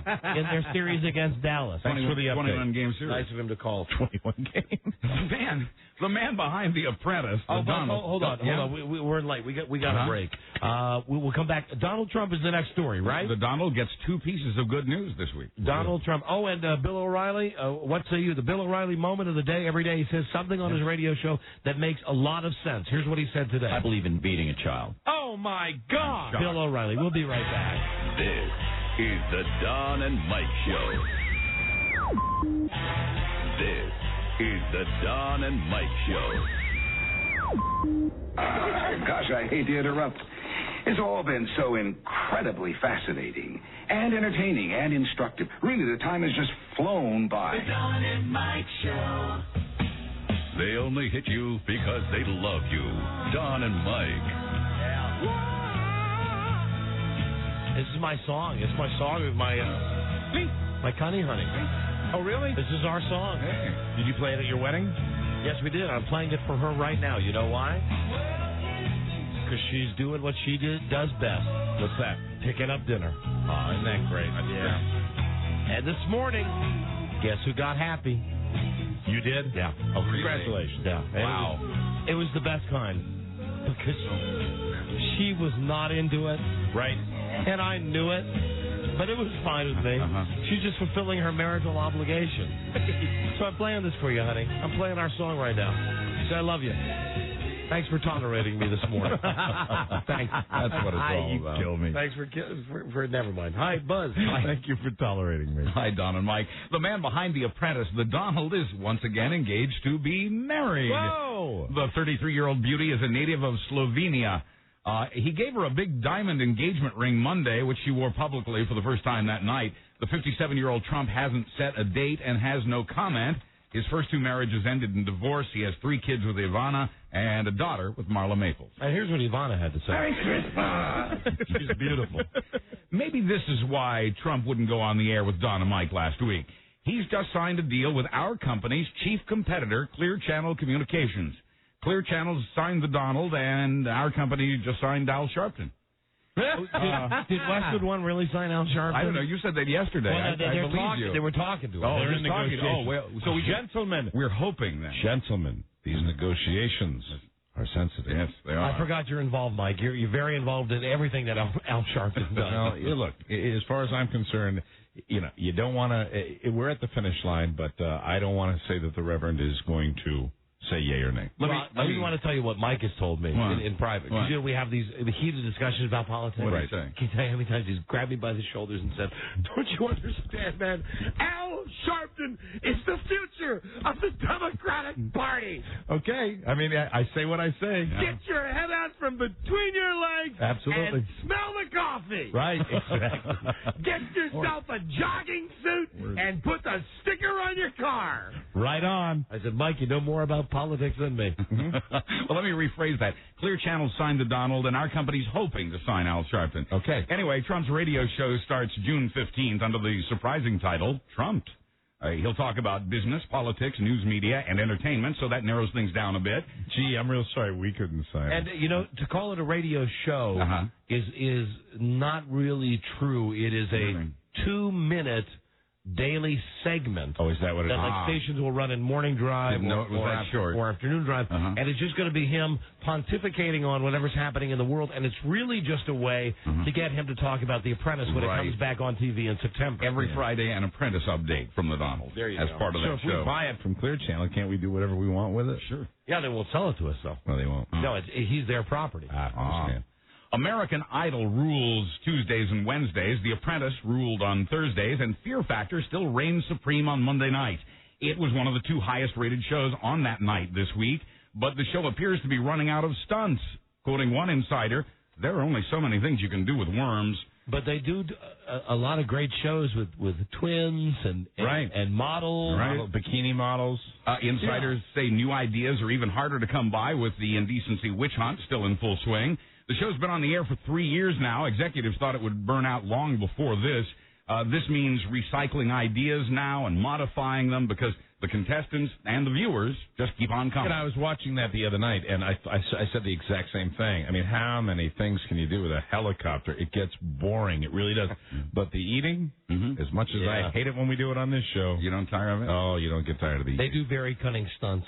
Coming I want to just say, for the next time they have twins, I know I'm going way back. Right. Think about the Hager brothers from Hee Haw. Absolutely. You screen any of those, Rob? Somebody said Rob and I DVDs of the first 4 seasons of Hee Haw. All right. And I mean way old Hee Haw, not even the halfway modern Hee Haw. Really? Rob and I were watching them, and our jaws dropped as soon as we saw the donkey at the beginning with the cartoon donkey with the eyes going round and round. I said to Rob, this used to be standard viewing. The Saturday night, 6 o'clock. Oh, it was a great show. Got to watch Hee Haw. The amazing thing was when I saw Conway singing "Hello, Darling," and his hair a clear 8 inches above his head. I mean, really, it looked like a hanger. And what's the dog's name and what's the ugly girl's name? Oh, it's Kathy Baker in Buford, Don. Oh, you mean the blonde? Yeah. The blonde that was like not quite pretty enough to be a Hee Haw honey. Right. They always introduced her last with the dog. Sure. Well, speaking of stunts as we were, Keanu Reeves is finally going to get an award. Granted, it's an award for his stunt work in action movies, and granted, it's an honorary award, but Oscar does not love Keanu. He'll be mentioned at the upcoming World Stunt Awards in Los Angeles to be hosted by Dennis Hopper and Carmen Electra. Now, wait, hold on. Is that a commercial? Because that's the thing we're giving away trips to L.A. for. No, it's a statement of fact. Our own Dennis Murphy will be there. With some a weird coincidence, a quinky-dink. And the May 16th event will be broadcast May 26th on Spike TV. Keanu has done stunt work in Speed, the Matrix movies, and something called Chain Reaction. Whoa. Chain Reaction is a movie with Morgan Freeman about in Chicago about nuclear power that goes crazy. I watch a lot of things. I am Neo. Whoa. The government is investigating Disney again. Now that's all right. This time, OSHA, the Occupational Safety and Health Administration, is looking into charges Disney denied its workers bathroom breaks. I love it. I do love it. 2 Disney cast members say managers told them they could not go when they had to go. They say the manager said scheduled break times only and that they should cut back on their liquid intake to make that work. Hey, Tigger. Smith Reisner. Smith, we fired the child molesting Tigger, and now you have to put on the Tigger suit. And if you do, I will make sure you get plenty of bathroom breaks. Hold it in, Smith. Sir, I have to go. Smith. I have to go so bad. Oh, you know the Disney rule. Sir, I have to go so bad, sir. No, not until you teach swimming, Smith. Sir. Oh, sir. No, what are you doing? Sir, that's a brand new Tigger suit. Please, sir, please. That is a brand new I love you, sir. Please, I love you, sir. Oh. I love you so much, sir. Please. Smith. Please. You're fired. Oh, no. Oh, sweet release. Sweet release is mine in your Tigger suit. Sweat it out, boy. Disney says the workers just don't understand the policy and should have simply talked with their managers rather than file a lawsuit. I'll always be your bitch, sir. Clean yourself up, Smith. I'll meet you in the office. Love, Eisner. Smith. Out! Smith and Eisner. There we go. Call it revenge, call it making lemons into lemonade, but a divorced man has made big money by selling his ex's wedding dress on eBay. Michael Miller. He thought he'd get enough money to buy some Mariners tickets and some beer. After just 5 days on eBay, he got over $3,800. He also got 5 marriage proposals. eBay. See, rather than just post a picture of the dress, he posted a picture of himself in the dress. Michael Miller. It could happen. He says it looks like a shower curtain. He says he wasn't sure if he could get his head through the neck hole, quote, but then I figured she got her Texas cheerleader hair through there. He says he thinks the dress made him look fat. And finally, Buzz, don't forget, Rob wants you to know that eBay, if you say it in Pig Latin, it's B.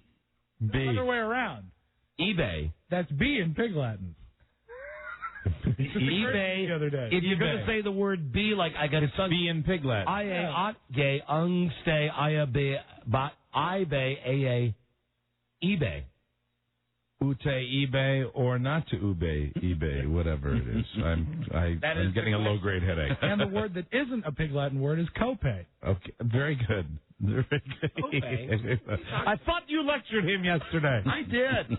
And look at the time. What you just did. You just screwed the pooch. Finally, we heard from some great parents on the show today, but our Parent of the Week award goes to a Staten Island man who's in trouble for the way he punished his son for skipping school. Okay. The man is charged with whipping the 10-year-old with a beef jerky, an 18-inch beef jerky.